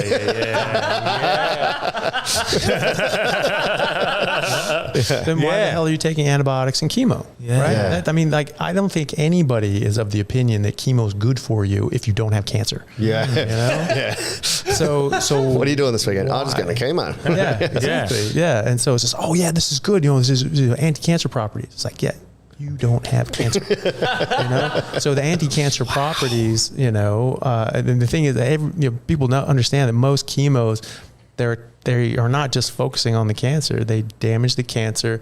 You're hoping that it kills the cancer before it kills you, and that doesn't always happen. So when it comes to my gut problem, sorry to detract from what we were talking about with Dowie, but my gut problem that caused me to go off meat, which was I did an elimination diet, which was I had night sweats, I had gut pains, I had a few issues, ended up in hospital a couple of times, and someone suggested get rid of meat. Just see if that works, and the pain stopped. All my night sweats stopped. Eventually, I realised it was my gut lining wasn't there. I couldn't break down the meat, and it was just because my body was working overtime, and that was what the pain was. But and I put my pain down to I'd abused anti-inflammatories and whatnot from football, which I'm sure it didn't play a good factor. And same with drinking and alcohol. But I then halfway through this vegetarian journey realised what I used to eat and the damage that would have been doing to my body as well. And so for me to just blame it on the anti-inflammatories is probably silly. I was eating horrifically. Yeah, well, that's the thing too. People go vegetarian, they go vegan, and they say like, "Wow, I feel better because I stopped that pesky old meat." But what else did you do? You keep drinking, you keep smoking, you keep eating cookies and cake and ice cream and sodas and all that stuff. Everybody that has had a benefit will all tell you like, no, I don't eat out at restaurants. I cook all my food. I'm doing all whole foods. I don't eat sugar. I don't drink sodas. I'm not drinking alcohol. I stopped smoking. I'm like, okay, so you've done a few other things besides just getting exactly. So this is not a controlled experiment. You haven't just dropped one thing, kept everything else the same, right? And so, I would argue that that's the difference that you're making, and you actually threw the baby out with the bathwater by getting rid of meat. Yeah. And because we do the exact same thing. We do this elimination diet. We eliminate all garbage foods, and you focus on meat, not even doing carnivore, but just more meat based, and you cut out all this processed crap. They improve as well. The major improvement there is not eating this crap. And so that's my whole shtick. And the reason I stopped was because I was just like, it's just like, this stuff is harmful. Screw it. I'm not touching that stuff. And I defaulted into just eating meat because I was not going to eat this stuff that I just learned was harmful to me. Yeah. And I was just like, what the hell do I eat? And I was just going around like everything has plants in it, right? So I was like, eggs and meat. I'm like, great. That's what I ate. So every few months I was like thinking, am I missing some vitamins? Do I need to eat a banana or something? Have you done your blood works? And real Fred Flintstone. Perfect. Yeah. So, and you're probably the person to look at it and be able to assess it pretty well. So and even at the time I remember thinking, I was like, ooh, am I missing some nutrients here? And I remember thinking, I was like, well, I feel good. My gums aren't bleeding. So, we'll just ride this out, see what happens. And I was fine, and I have done my blood subsequently. So did you accidentally pioneer the carnivore diet? Or was someone else doing it and you took it on board? Because you are followed by some extremely influential people in the, of which I did my little research into you, and so like Huberman and stuff like they're following you. You're obviously well respected in this sort of field. So you are one of the earlier adopters of this sort of diet? Then certainly, no one was talking about it. I didn't follow someone else. It was literally just that one statement from my professor. Is just like, you didn't eat plants, you didn't eat salad, and plants are trying to kill you. And I'm like, right, fuck plants. And I was like, I remember I thought that exact phrase in my head. I was like, right, fuck plants. That's a great bumper sticker. Is that a movie? Well, that's a shirt. Plants are trying to kill you. Yeah, The Happening. I told you earlier with Mark Wahlberg. yeah. But is that a movie? Yes, The Happening. No, like a documentary. Oh, actually called Plants Are Trying to Kill You. Is there a documentary? Oh, there's Attack of the Flying Tomatoes. I think. I think there's a documentary. I'll have to look at that one. Plants are trying to kill you. That's a great marketing. If it's not, let's make a doco. You're our guest. Plants are trying to kill you. Well, that's just sort of been sort of a catchphrase that goes on, and people, have said that because of that sort of anecdote. That fuck I tell. Plants. Yeah, exactly. That's sick. We should make some shirts. Just fuck plants. Yeah, plants. Well, you've definitely nearly converted the unconvertible, but I guess I've always maintained, even when I was vegetarian, the best I've ever felt was keto. And I went I didn't even do keto. I just said, I'm not eating it, and this was all made up myself. I just said, I'm not eating anything in a packet. Right. It was just vegetables, fruits and meat. And it was largely going against what you said. I was largely fruit and veg with my meat, but I've never tried carnivore, so that was the best I've ever felt. Who knows? I might feel fucking 10 times better. Oh, you will. This. Yeah, you will. Yeah. It's not even a little difference, So for example, so for that 23 years, I haven't been just 100% strict on it, because for the first sort of 5-6 years I was, because I was just like, fuck plants. Yeah. Mm-hmm. But then I was living in England, I was playing rugby at a professional level, and meat wasn't as accessible. And a lot of it was like breaded and things like that. And I remember thinking, I was like, is it that big of a deal? Because it was so much more convenient to get the sort of the crumbed, sort of breaded stuff. And it was a lot cheaper too. It was like, okay, well, this is ticking all the boxes. I was like, but it's got that stuff on it. And I was like, is that big of a deal? Dose makes the poison. You make any sort of excuse to do something stupid. And so I started doing that. And most of the time I was just eating meat, but every now I had these sort of like breaded, crumbed chicken drumsticks, and I sort of had those up, heated those up and eat them. And, but actually most of the time I was still eating just whole meats. And I remember like a few months into it, just not feeling as awesome as I normally would have, and I remember thinking to myself, I was just like, why don't I feel as just superhuman amazing as I normally do? Am I not working out as hard? Am I not pushing myself? I was 25. I was like, am I just old now? Am I just over the hump? I'm just dying now, Yeah. And, I couldn't figure it out. And so, but the major thing that did was it got me out of the mindset of fuck plants, And so I started, little things would slip back in, and I started using some, like people had ketchup. I mean, they could just call it sauce. It's so ubiquitous. Have some sauce. This is like, it always means ketchup. Yeah. And so, be at the house with a bunch of the other rugby players, and it's like, oh, get some sauce, whatever. I'm like, oh, okay, I'll have some sauce. I wasn't thinking again. This is plants and sugar. Well, yeah. And so, it just sort of slipped in, a bit more slipped in. Yeah. And so I was still very heavily meat based, very much, whole food. I always cooked and everything like that, but it sort of slipped off of it. And, I didn't feel as good. I just figured that was just getting older, but I could still work hard and I could still push myself. And, I was getting niggling injuries and sore back and all these sorts of things. And I was just like, God, I haven't had a sore back in years. This is crazy. And I just figured that was just chalk it down to, just 10 years of high level rugby, and so that was normal for me. And then sort of 5-6 years ago, I came across Dr. Sean Baker's interview on Rogan, where he really talked about the carnivore diet. And my brother was telling me, he's just like, yeah, there's this guy, he's an American doctor and he played rugby professionally in New Zealand. And like, he's saying you can get all your nutrients from meat.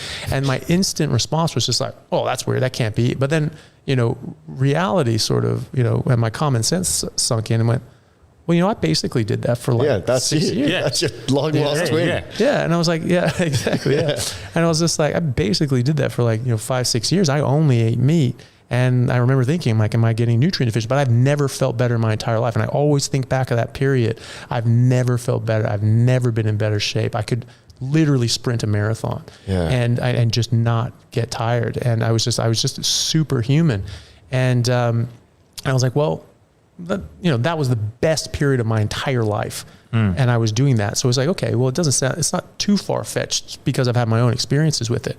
So I was like, and I wasn't too interested. I was just like, I don't know if I want to watch a 3-hour thing. Yeah. And I was actually about to go do humanitarian work in Bangladesh, and I had all these sorts of things. So it was actually several months before I watched this thing. So I got done with Bangladesh and came back. Just helping the poor as well and the needy. This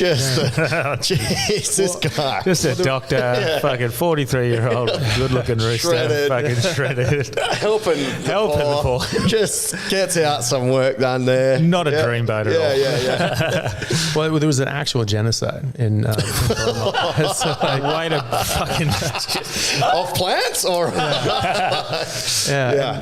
so they like literally killed like 200,000 people in about a month and a half, like some like Holocaust level evil ways. And 1 million people fled into southern Bangladesh to get away from that. And this wasn't being publicized. It wasn't one of the sexy humanitarian crises. It was just a real one. And but it was also very dangerous because like ISIS was very active in Bangladesh at the time, and they were blowing up hotel. They blew up a hotel because there was one American staying there. Whoa! And so you're like, I'm going to Bangladesh. Yeah. Well, it was pretty hairy, but I didn't want to go, but it wasn't one of these highly publicized ones, and people weren't going because A, they didn't know about it, and B, it was super dangerous if you did know about it. And did you do an Aussie accent or something to hide it? No, I just went and just but I sort of tried to take as many precautions as I could. Yeah. And I really thought about it, but I figured that there was probably like a 50-50 chance I was going to die. But if I didn't go, there was going to be thousands of people that wouldn't get help because there was not enough people to help. They had basically the equivalent of like a pharmacy clerk, like seeing and treating patients and just like giving them like whatever pill. Like, okay, well, this is good for headache. This is good for a fever. And just treating them symptomatically. Like that was the level of care that they had. There's a million people and 25,000 people coming every day, and so it was very, very, very serious. It was the largest humanitarian crisis at the time. And so a friend of mine who works for an international charity was just like, look, this is the largest humanitarian crisis in the world. And like, we just aren't getting people over there. Doctors are going to go for like a week. I was taking time off at the time to help my parents with some health issues. And so like I had time and my parents were doing better. I'm like, I can't, and I don't have kids. I'm not responsible for other people, So if I die, it's just me. And so I sort of couldn't justify not going because, if I went and I died, that was one person dying. But if I didn't go, there was potentially hundreds, if not over 1,000 or more people that I could help that would not get help. And even when I went there, I was seeing, sometimes it could be anywhere from 30 to like 90 people a day. You're just people just coming in on a treadmill. And And the carnivore diet protects against terrorism as well. Yeah. And well, you would just be like, all right, here's one steak for you. Here's a shoulder for you. And but there would be a line of like hundreds of people out the gate. Wow. And so you'd be seeing these people just in rapid fire. And at the end of the day, there'd still be 200 people waiting to get seen that you couldn't see. And you're there for 16 hours, you know? And so, those people did not get seen. So all of those people that I would see every single day, they would not have been seen if I wasn't there, right? Because there still wasn't enough people to see everybody. So I thought of it that way, and I thought such a selfless, incredible thing to do, to put realistically put your own life at risk to just help ease the pain of a lot of people is fucking it's incredibly honourable, and there's something I didn't know anything about here. So that's Did you maintain carnivore diet there? Or was so that's the thing. I didn't watch the Baker thing until after I got back. Yeah. So I was over there doing that, and but I was always very meat heavy, and I avoided carbs and all that sort of stuff. And so I was basically doing carnivore because every morning sort of there'd be like a big stuff that we put out, and I was like, well, this may be the only time I eat today. And so they'd have like eggs and some meat things. Actually, Bangladesh, they eat a lot of meat there.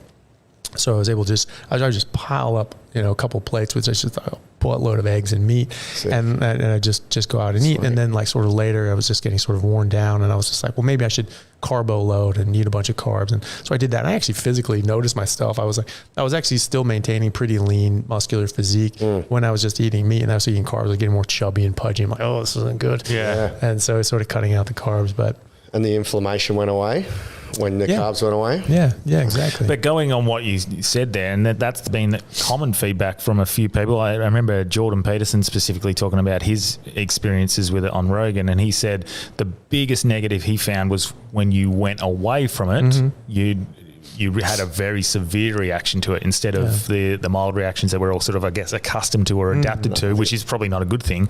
That links back to the start of there when you're saying our body's not used to it, so it comes. Well, I mean, it's understandable though, isn't it? Right? Because if you stop introducing a toxin to your body's going to stop, sort of building up defenses against. Your body's very, very efficient. It's not going to just waste its time and energy making a bunch of defenses against something that's not there, right? So just like alcohol, right? You drink alcohol. This is my next question. But you build up a tolerance to alcohol, right? If you're drinking regularly, you'll build up a tolerance. You'll take more alcohol to get the same effects: more cocaine, more heroin, more spinach. So I'm guessing you don't. You don't put spinach and heroin in too many conversations together. We're racking up some lime greens. So you don't drink, I'm assuming? Very rarely. And if you do, is it just straight shots of vodka? That's it. Yeah. So I'll keep vodka and water. Yeah, basically, And so, I mean, if I want that poison effect, I'll just go straight forward. I don't want all the stuff that comes with, like with the wine and beer and stuff like that. There's tons of other things. It's been such a driving motivator for me recently, lessening the amount of alcohol I've been having. And it's just impacted everything. It's motivated me to be healthier, fitter, do more weights. Even the water I drink now is filtered with minerals, and it's not just fucking tap water out of it. If I'm putting all this effort into, not even, I'm trying to find deodorants that don't have aluminium in them, for fuck's sake. Right. So like, I can't find a good one, to be honest, that one that doesn't make me smell like a hippie. But it's patchouli. If I'm putting all of this effort into, get some meat and just if I'm putting in all this effort into trying to be the best version of myself and whatnot, why would I want to drink more alcohol? I haven't drank for 2 weeks. I'm trying to do the whole Fringe Festival sober. And my inflammation in my gut's already just fully gone down. I'm doing it to help my back as well. So it's make a huge difference. It's pretty noticeable. Surely what about the diet will help with the back? Yeah, 100%. That's like what I'm going to try to do. Yeah. Hey guys, just want to take a second to thank our sponsor, Carnivore Bar. I don't promote many products because honestly, all you need to be healthy is to just eat meat. For those times that you're out hiking, road tripping, or stuck at work and you want a nutritious snack that is just meat, fat, and salt if you want it, the Carnivore Bar is a great option. So I like this product not because it's just pure meat, but also because I want the carnivore market to thrive as well. And the more we support meat-only products, the more meat-only products there will be available in the mainstream. So if this sounds like something you'd like to get behind, Check it out using my discount code Anthony to get 10% off, which also applies to subscriptions, giving you 25% off total. All right, thanks guys. Yeah, so I've had a lot of patients. Sometimes and Dr. Baker, I mean, this is how we sort of came across this, was when he was getting people ready to do joint replacements. He used to say, hey, why don't you go on this? It was just keto back then. Just why don't you go on this and see how it goes? You help you lose weight, it's safer for surgery, all these sorts of things. And they go after a couple months, they go, hey doc, like my knee doesn't hurt anymore. Like I don't think I need surgery. He's like, that's awesome. So he started looking into it more and trying this with more patients, and he found that he was averting people from needing major joint replacements and major surgery. So he thought, as a doctor who gives a shit about people, this is a good thing. Yeah. And his hospital and practice was just like, well, what the hell? You're turning away money. Yeah. That's right. That's so annoying. Yeah. You're turning away money for the pharmaceuticals and for the surgery and for the care. Yeah. But, you're looking after the patient, which is surely what's most important. Yeah. Well, and Dr. Gary Fettke here in Australia, he's down in Tasmania. He got into trouble as well with APRA because he was doing the same thing. He was saying, hey, you go on a keto diet, like this can help you. And so he was like, I don't know why APRA's pissed off about this. He's literally saving the system millions of dollars a year in saved surgeries. You'd think that they would want that. Yeah. But they came after him. They tried to take away his license and things like that. It's fuck, because that feeds conspiracy theories as well. Things like that just feed all the nonsense conspiracy theories, but then the ones that end up being true, it damages. That's insane. That is insane. So if you got to fuck back at home, just start eating meat and say, that's what I'm going to do. And don't eat the other things, right? Because the other things will cause harm. They'll increase inflammation. And just by not eating carbohydrates and sugar and being in ketosis, the higher levels of ketones actually suppress inflammation as well. And you're eliminating all the things that will cause inflammation. Like I don't get sore after I work out. That pisses people off. You're a liar. And I was like, well, try it. You'll see. You get all this inflammation out of your body. You won't get that soreness, stiffness, and swelling.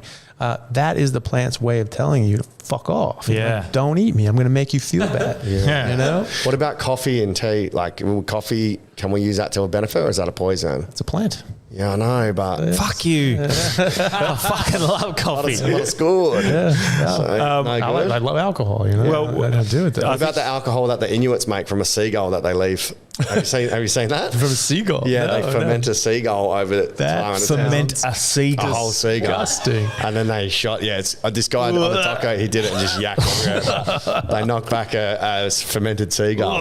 Oh my God. Because that's not from a plant. No, that's true. But just alcohol itself is obviously, but it's fermenting, carbohydrates and things like that, right? Damn it. No hack.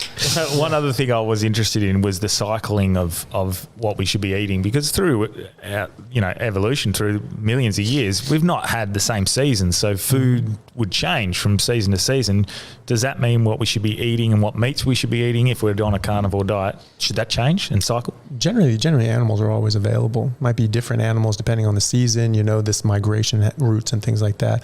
With the Native Americans, it was very seasonal when they had buffalo available. It came through once a year. Yeah. And they'd scare over, a few hundred members over that, and they would preserve that for the rest of the year, and that would keep them over until the herd came through again.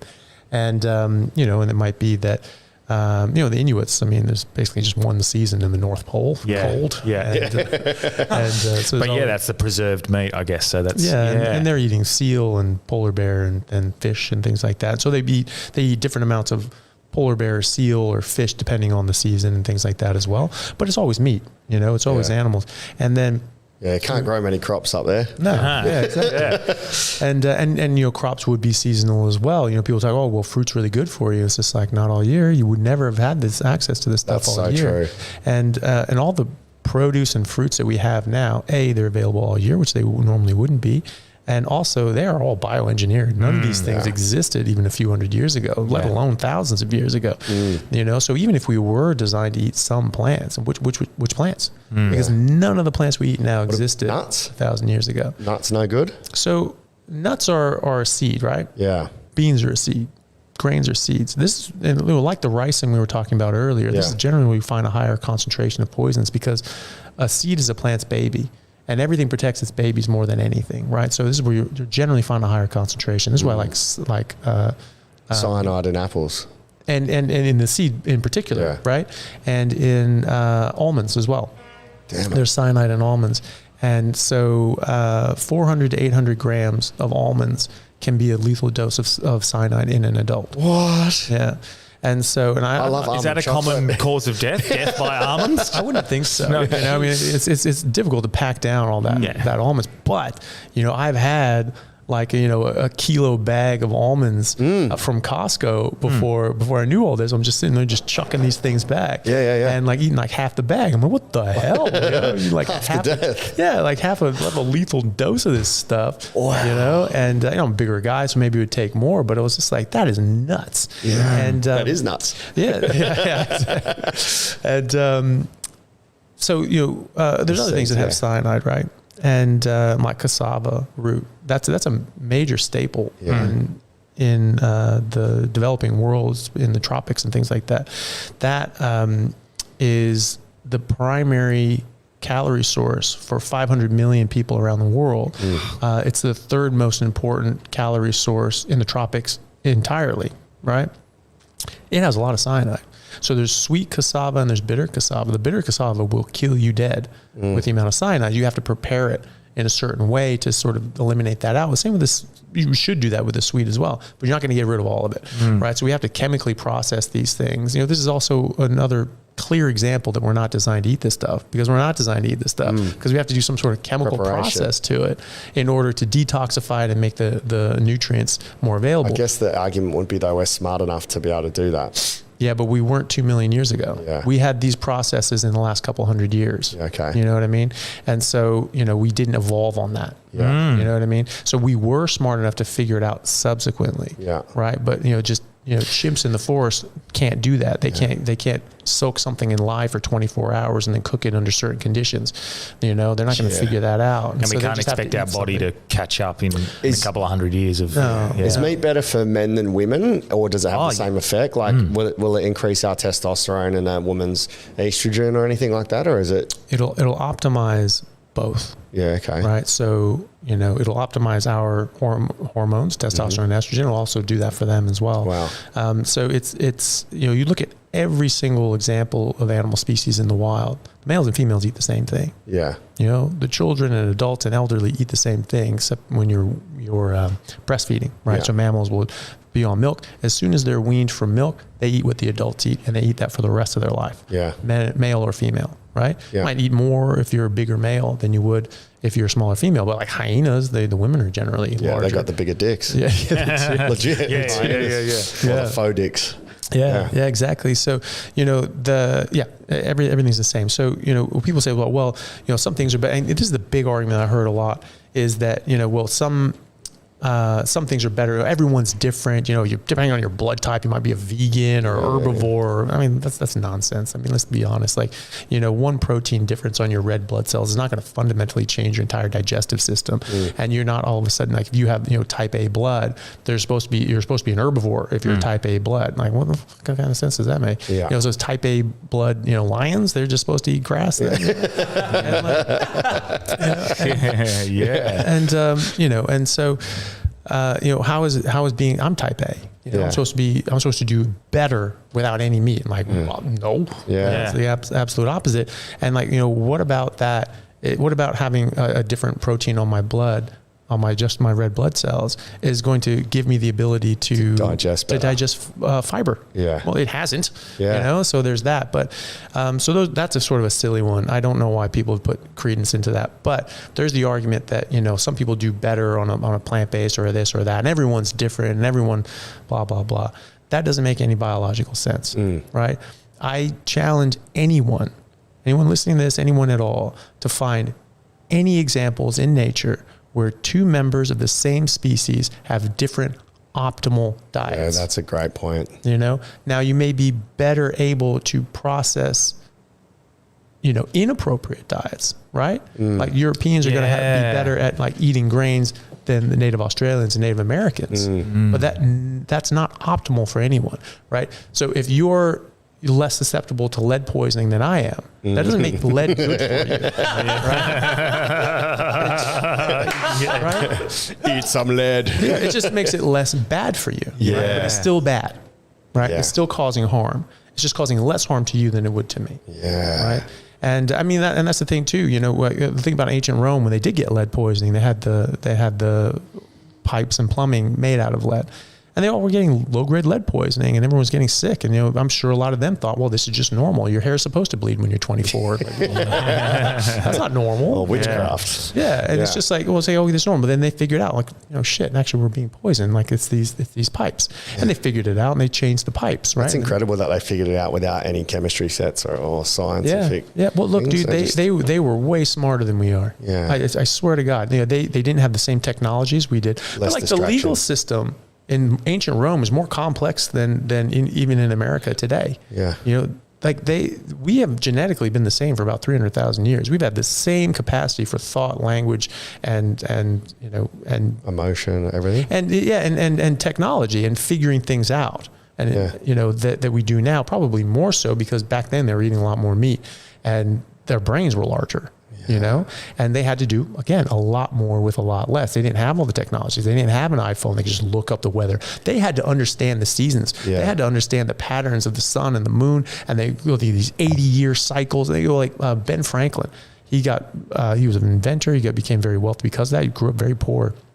And he looked at like people in England, things like that had sort of social welfare. And he was just like, I never want to be like that, because they're taking away the impetus to get the hell out of poverty.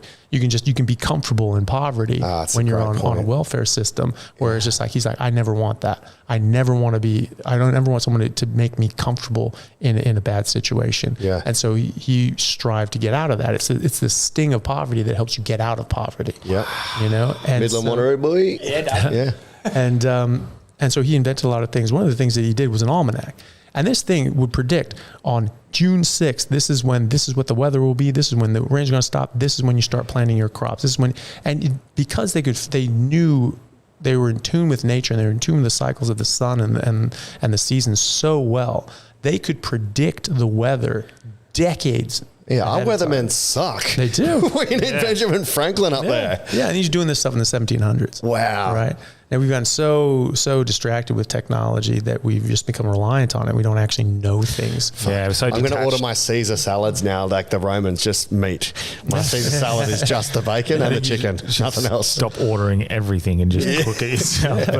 But, we have become so detached from the natural world and all that. We've become so reliant on technology that we don't. We are becoming dumber in that sense. We're very much becoming dumber. Is that a special interest of yours, going through history and seeing how it works? I've always been very interested in that. Yeah. And I've always been very interested in like ancient Greece and things like that. I love the old mythology and the old classics. I just started, and I just messaged Delby last night. Started watching a documentary series on the Roman Empire and the fall of it. Oh yeah, and it suckered me right in because it starts the gladiator sort of theme story of that, which I now realise was a little bit pumped up for dramatic purposes. But I fucking love it. That whole learning about the fall of the Roman Empire. Maybe we can do an ancient Greece and an ancient one with Dr. Anthony as well. I want to talk about neurosurgery, but neuroscience as well. But we can do another pod if you'd we'll like to definitely come get back because I fucking am really enjoying this. Well, I'll finish with one more question then. So we talk about meat and the salt, oil. So extra virgin olive oil, it's a plant. Mm-hmm. Where do we sit with oils and how we cook our food, or do we add the oils, or is it just the lard that comes from the meat? Really just animal fats. Yeah. So when you take the oil out of the plant, they become quite unstable and they actually break down into very oxidative, very inflammatory byproducts. And so that's a problem. If it's straight out, like the extra virgin olive oil, straight off the press and use it that day, less bad, right? Because it's more stable, but it breaks down. It will be breaking down at all times. And this is why you get olive oil that's this sort of a bit rancid, it tastes more bitter.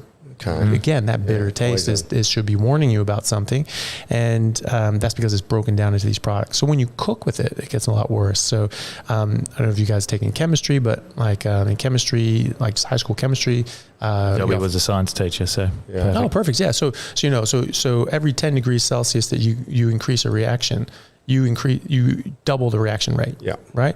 So that's happening for the degradation of these plant oils as well, right? Because that's a chemical reaction. It's degrading, right? Yeah. And then you heat it up and that speeds up that reaction, right? So you go from 25 STP to 35, you double that reaction rate.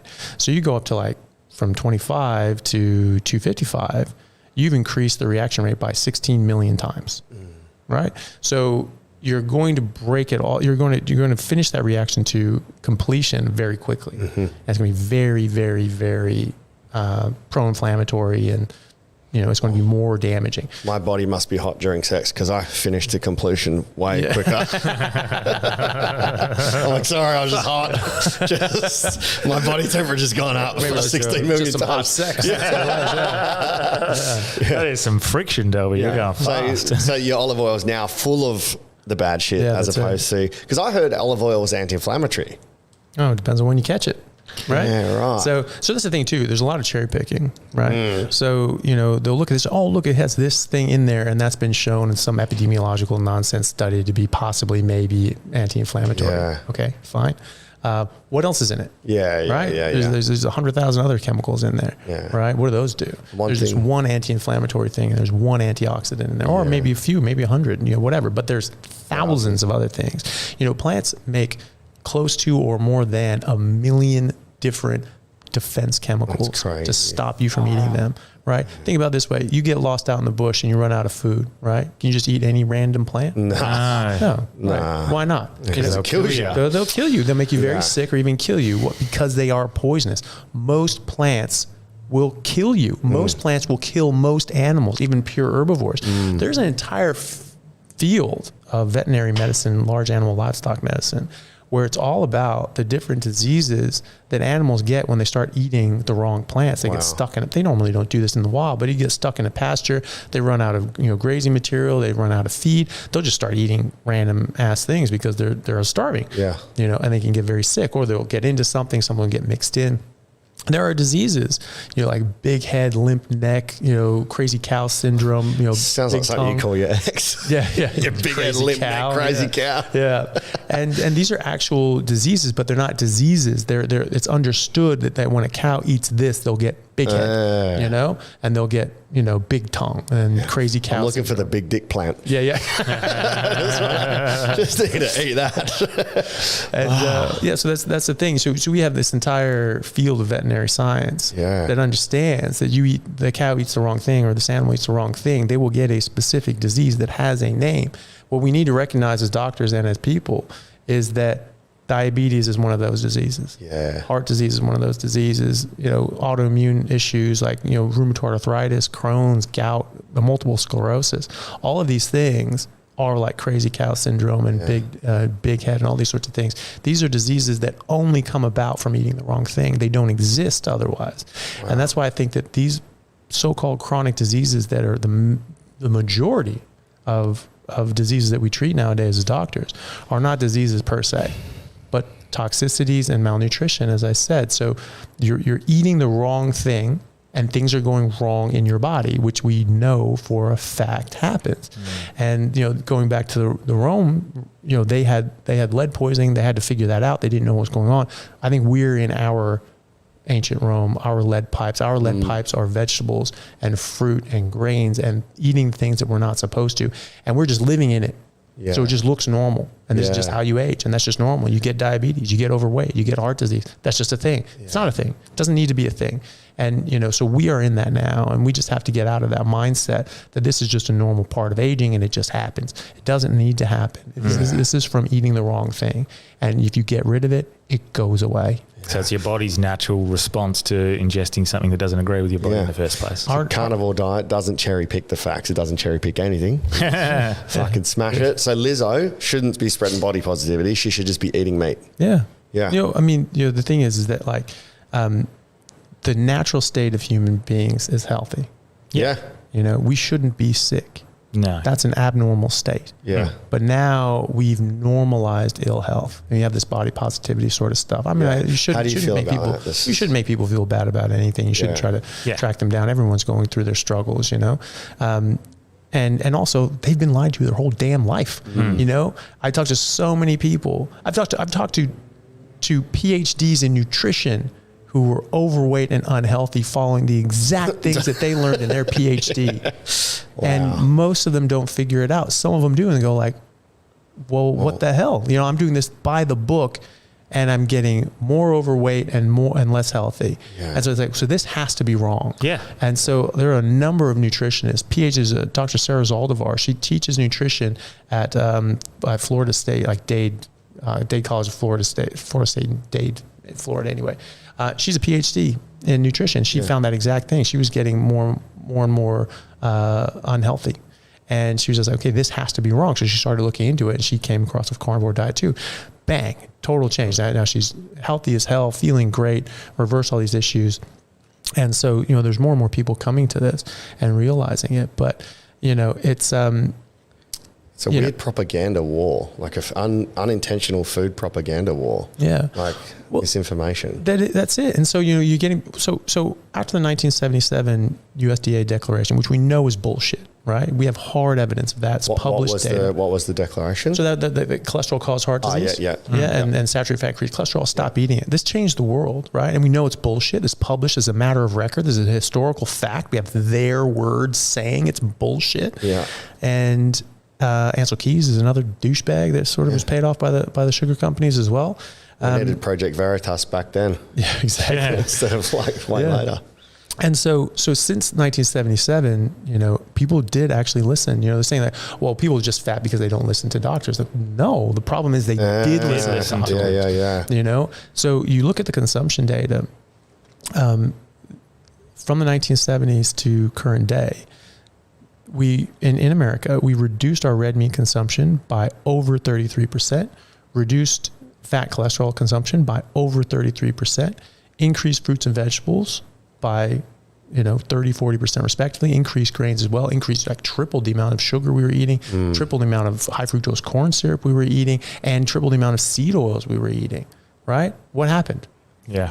The obesity rate tripled, heart disease tripled, stroke rate tripled, cancer rates tripled, type 2 diabetes, autoimmune disorders, Alzheimer's, Parkinson's, even autism, as we were saying before, they all increased exponentially. They almost didn't exist before then, not because people didn't notice it, but because they weren't there. You have someone with Crohn's, they're shitting blood 23 times a day. You know about it. Yeah. That's not getting underdiagnosed. That's retarded. So like this is absolutely a true increase in this prevalence, and it's a massive increase. Type 2 diabetes increased by a factor of 5.8, in a matter of 30 years. How's that genetic? That has to be environmental. Before the 1990s, they called type 2 diabetes adult onset diabetes because only adults would get it. Fatty liver disease was only caused by alcohol. They didn't know of any other cause. They didn't see any other cause. And then in the 90s, there were a bunch of kids that were 10 years old getting adult onset diabetes and having fatty liver disease. And they were like, I remember this as a kid looking at this at this news program. This lady was shocked. She was like news anchor. She was just like, how is this possible? How is he getting adult onset diabetes? He's not an adult. He's only 10, and he's getting alcoholic fatty liver disease. With Cheetos. But he's never had alcohol. He's 10. This is what happens when profits are prioritized over the benefit of all, and we see it in every aspect of life now. Well, but also when people don't use their damn brain, because instead of thinking, okay, something's changed. This isn't genetic. What is different now than it was before? Well, we're eating less meat. We're eating less fat, so it can't be that, right? Probably this was happening the whole time. We just didn't notice it. We were just diagnosing a juvenile diabetes instead of, because they were a kid, we just assumed it was juvenile diabetes. No, this is bullshit. There's entirely different mechanisms. You're making insulin when you're type 2 diabetic for the first part anyway. So, you know which, you're getting type 1 or type 2. That's nonsense. So they just renamed it type 2 diabetes and non-alcoholic fatty liver disease instead of using their brain for even 1 second and thinking, okay, what changed? So massive things changed. So people actually did listen, and they've gotten fatter and sicker and less healthy. So I don't, body positivity in the sense that I really don't think it's most of these people's fault. People are just leaning into it and just drinking and eating things that even they recognize as harmful. And I don't give a shit. Okay. Well, you're doing something against your best interests, and you're knowingly doing that. But Most people aren't in that category. Most people are actually trying their best. They're eating salads. They're starving themselves. They're doing all these things, and they're just gaining weight and gaining weight.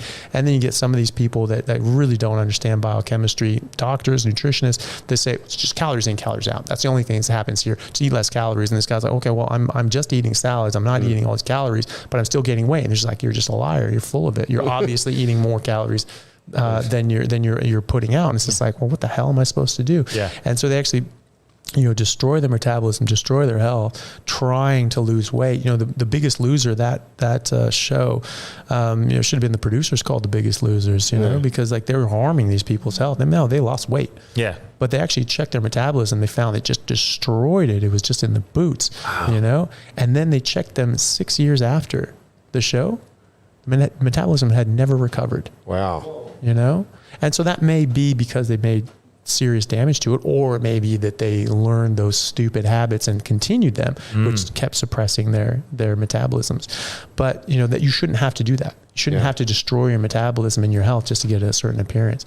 When you're eating meat, when you're eating fat, your metabolism goes up. So when I stopped eating, when I got back from Bangladesh and I finally watched Dr. Baker's podcast on Rogan, I was within 5 minutes, I'm like, this guy's more right than he knows, because I knew all the research about, cholesterol being bullshit and, plants being bad for you, sugar really being a key marker, cholesterol not being an issue. And I was like, there's something here. And it thought back to when I was doing this in my early 20s. I was just like, I knew plants were trying to kill me. Fuck plants. And I just stopped it. We should call this episode "Fuck Plants." Yeah. With Anthony. And I just threw them out. And at that point I was trying to lose weight to get back into rugby. And my team in Seattle had just gone professional, and I wanted to play with them, but I had already committed to going to Bangladesh. But I'd come back sort of partway through the season. I'm like, okay, well maybe I can get into shape and start playing,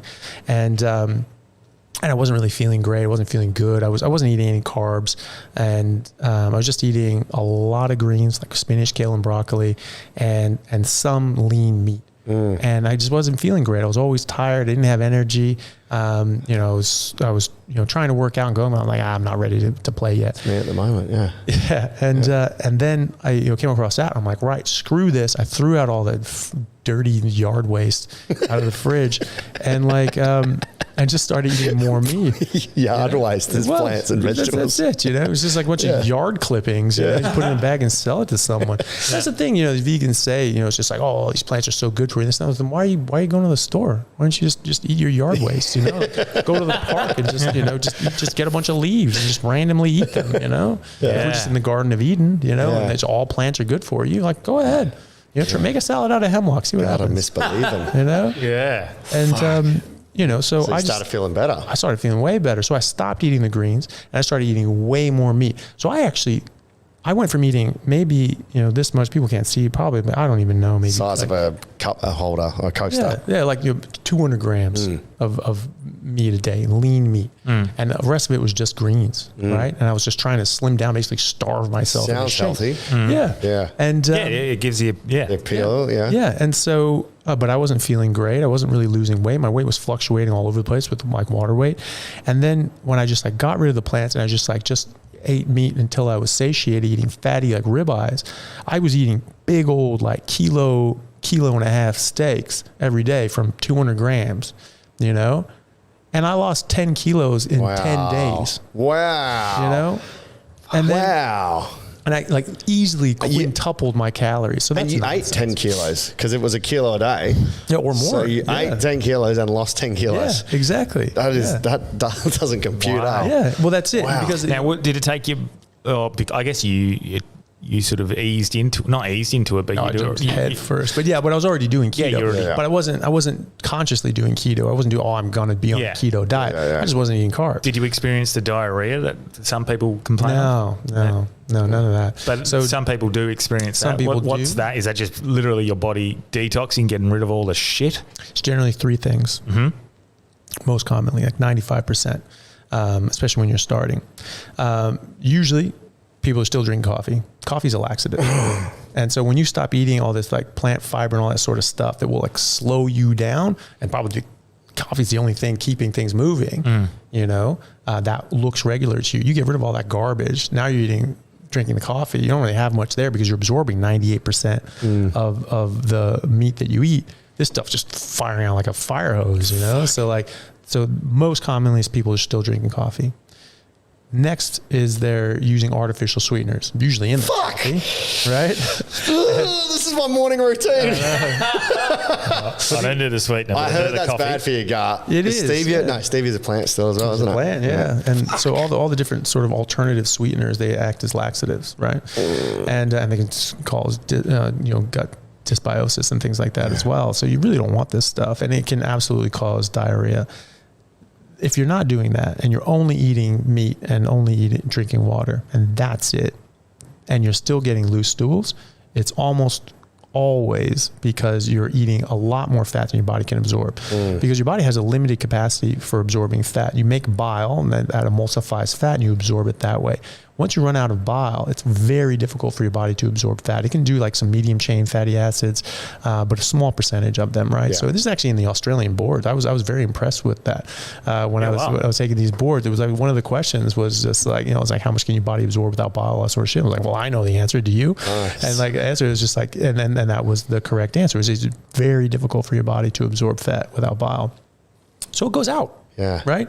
And so if you're not eating enough fat, and by enough fat, I mean as much bile as you have available, because again, our bodies are very efficient. They're not just going to make bile for no damn reason. It's making that much bile because it wants that much fat, right? It's just not going to make a random amount of bile. You have 4 organs working in concert just to absorb fat. This is a very, very well controlled system.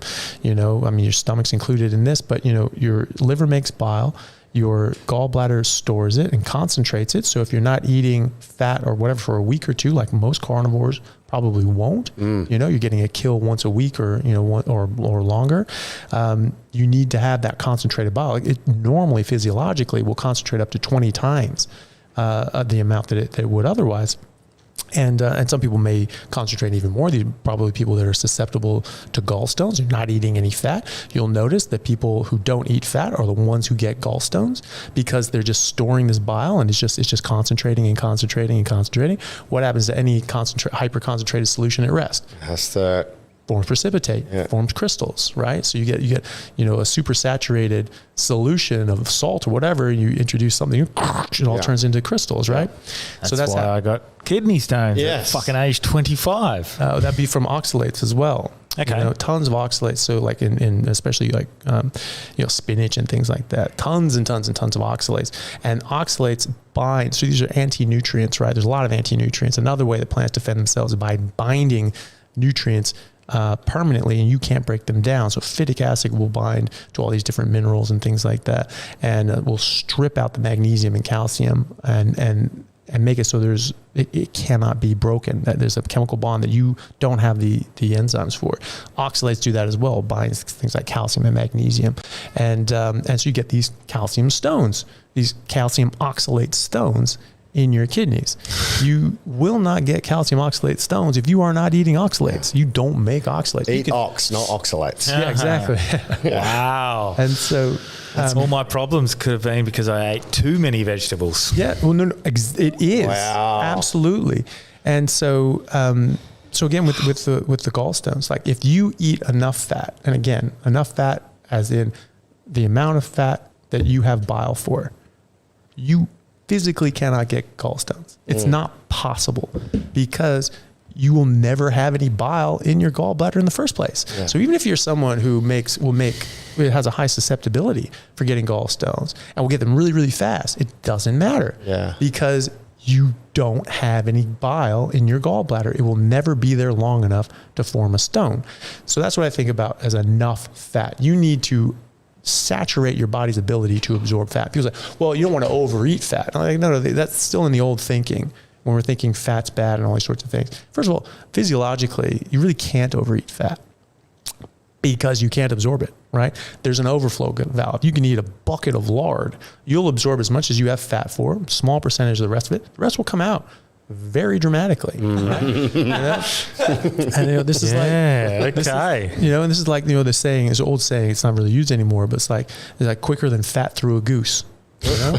You give a chunk of fat to a goose, it shits it right out. You know? Who was doing those experiments?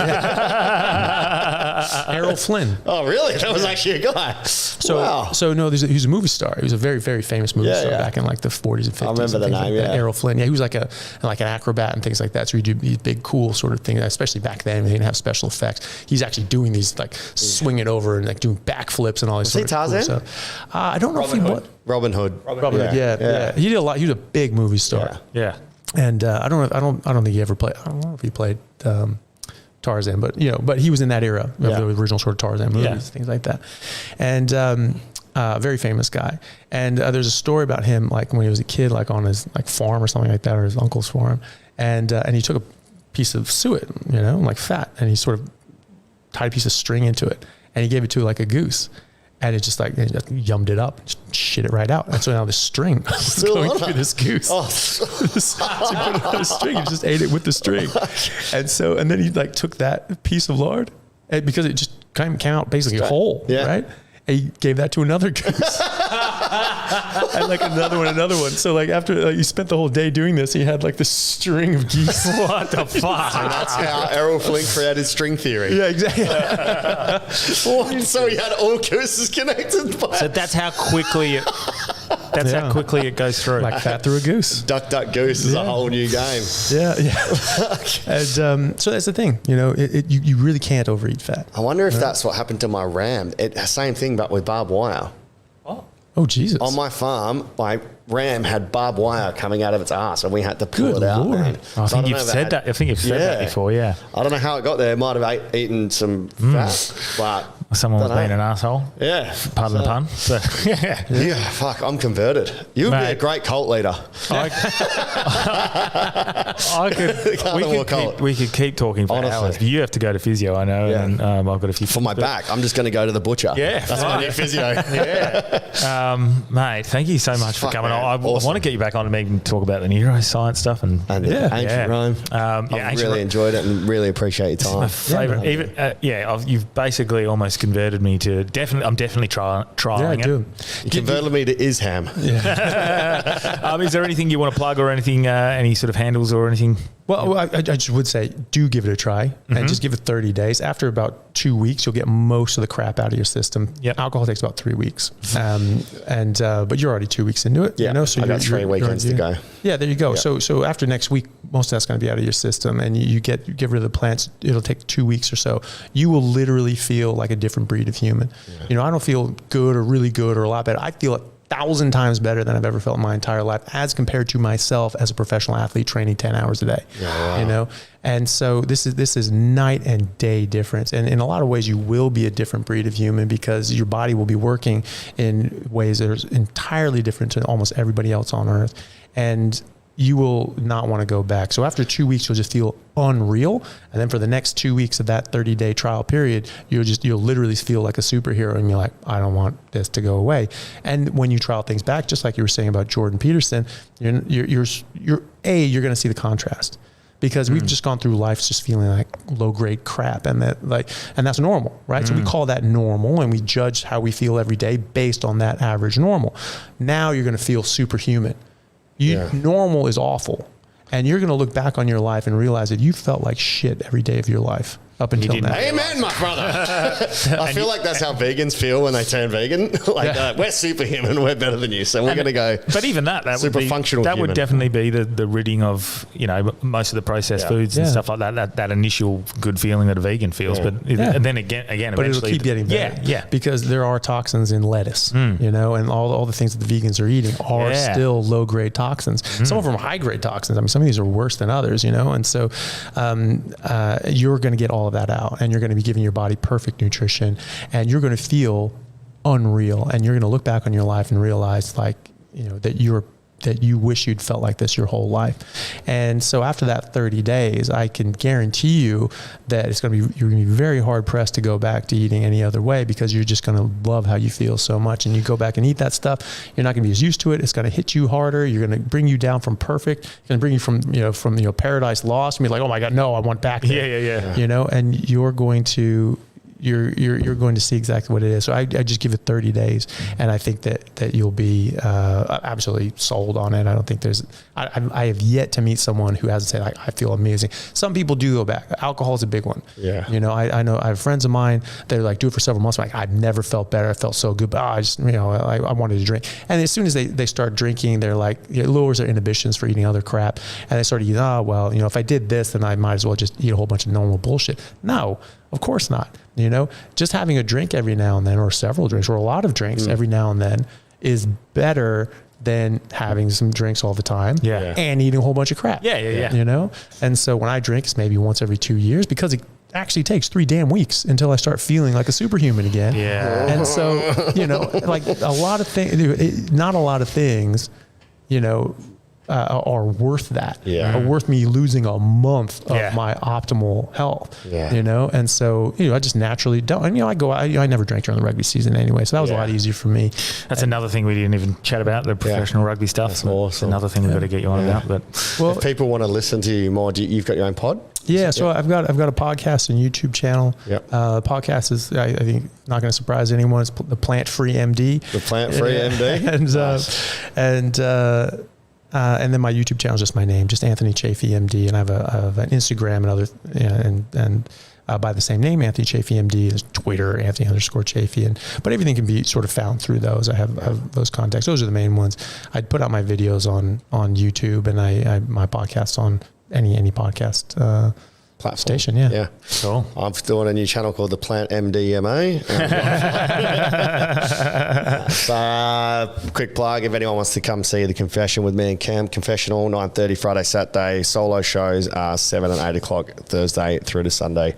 Daniel Delby on fringeworld.com. I'll give you some free tickets if you want to come to a show. Yeah, that'd be cool, man. Yeah. And I'm on at Convenience the next 3 Saturdays. February 11th, actually, I'm on 3 times. Don't come to all 3 because I'm saying the same jokes. 3 times. But I'm on 3 shows on the February the 11th, so that'll be one if you want to get out there. 6 o'clock, I think 9 o'clock and 10:30. So, But aside from that, fuck, that was incredible. Awesome. You've converted the unconvertible. Yeah. So I'm definitely getting involved and having definitely a trial month. When do you want to try it, Delby? I'm starting today. Today? There you go. Yeah, I might wait till February 1st, which is tomorrow. Well, you strike while the iron's hot. It's always the way, you know, people say, oh, well, I just want to finish what's in my cupboard and all that sort of crap. Yeah. End up buying more I'm things. literally going to pick up a food shop now. I've got chickens in the back, so I got 3 eggs, so happy days. Beautiful. Yeah. When you cook with vegetable oils, seed oils, and things like that, you can actually make trans fats. Wow. So these cooking oils that people use as a mainstay in cooking, you're actually turning these things into trans fats to some degree.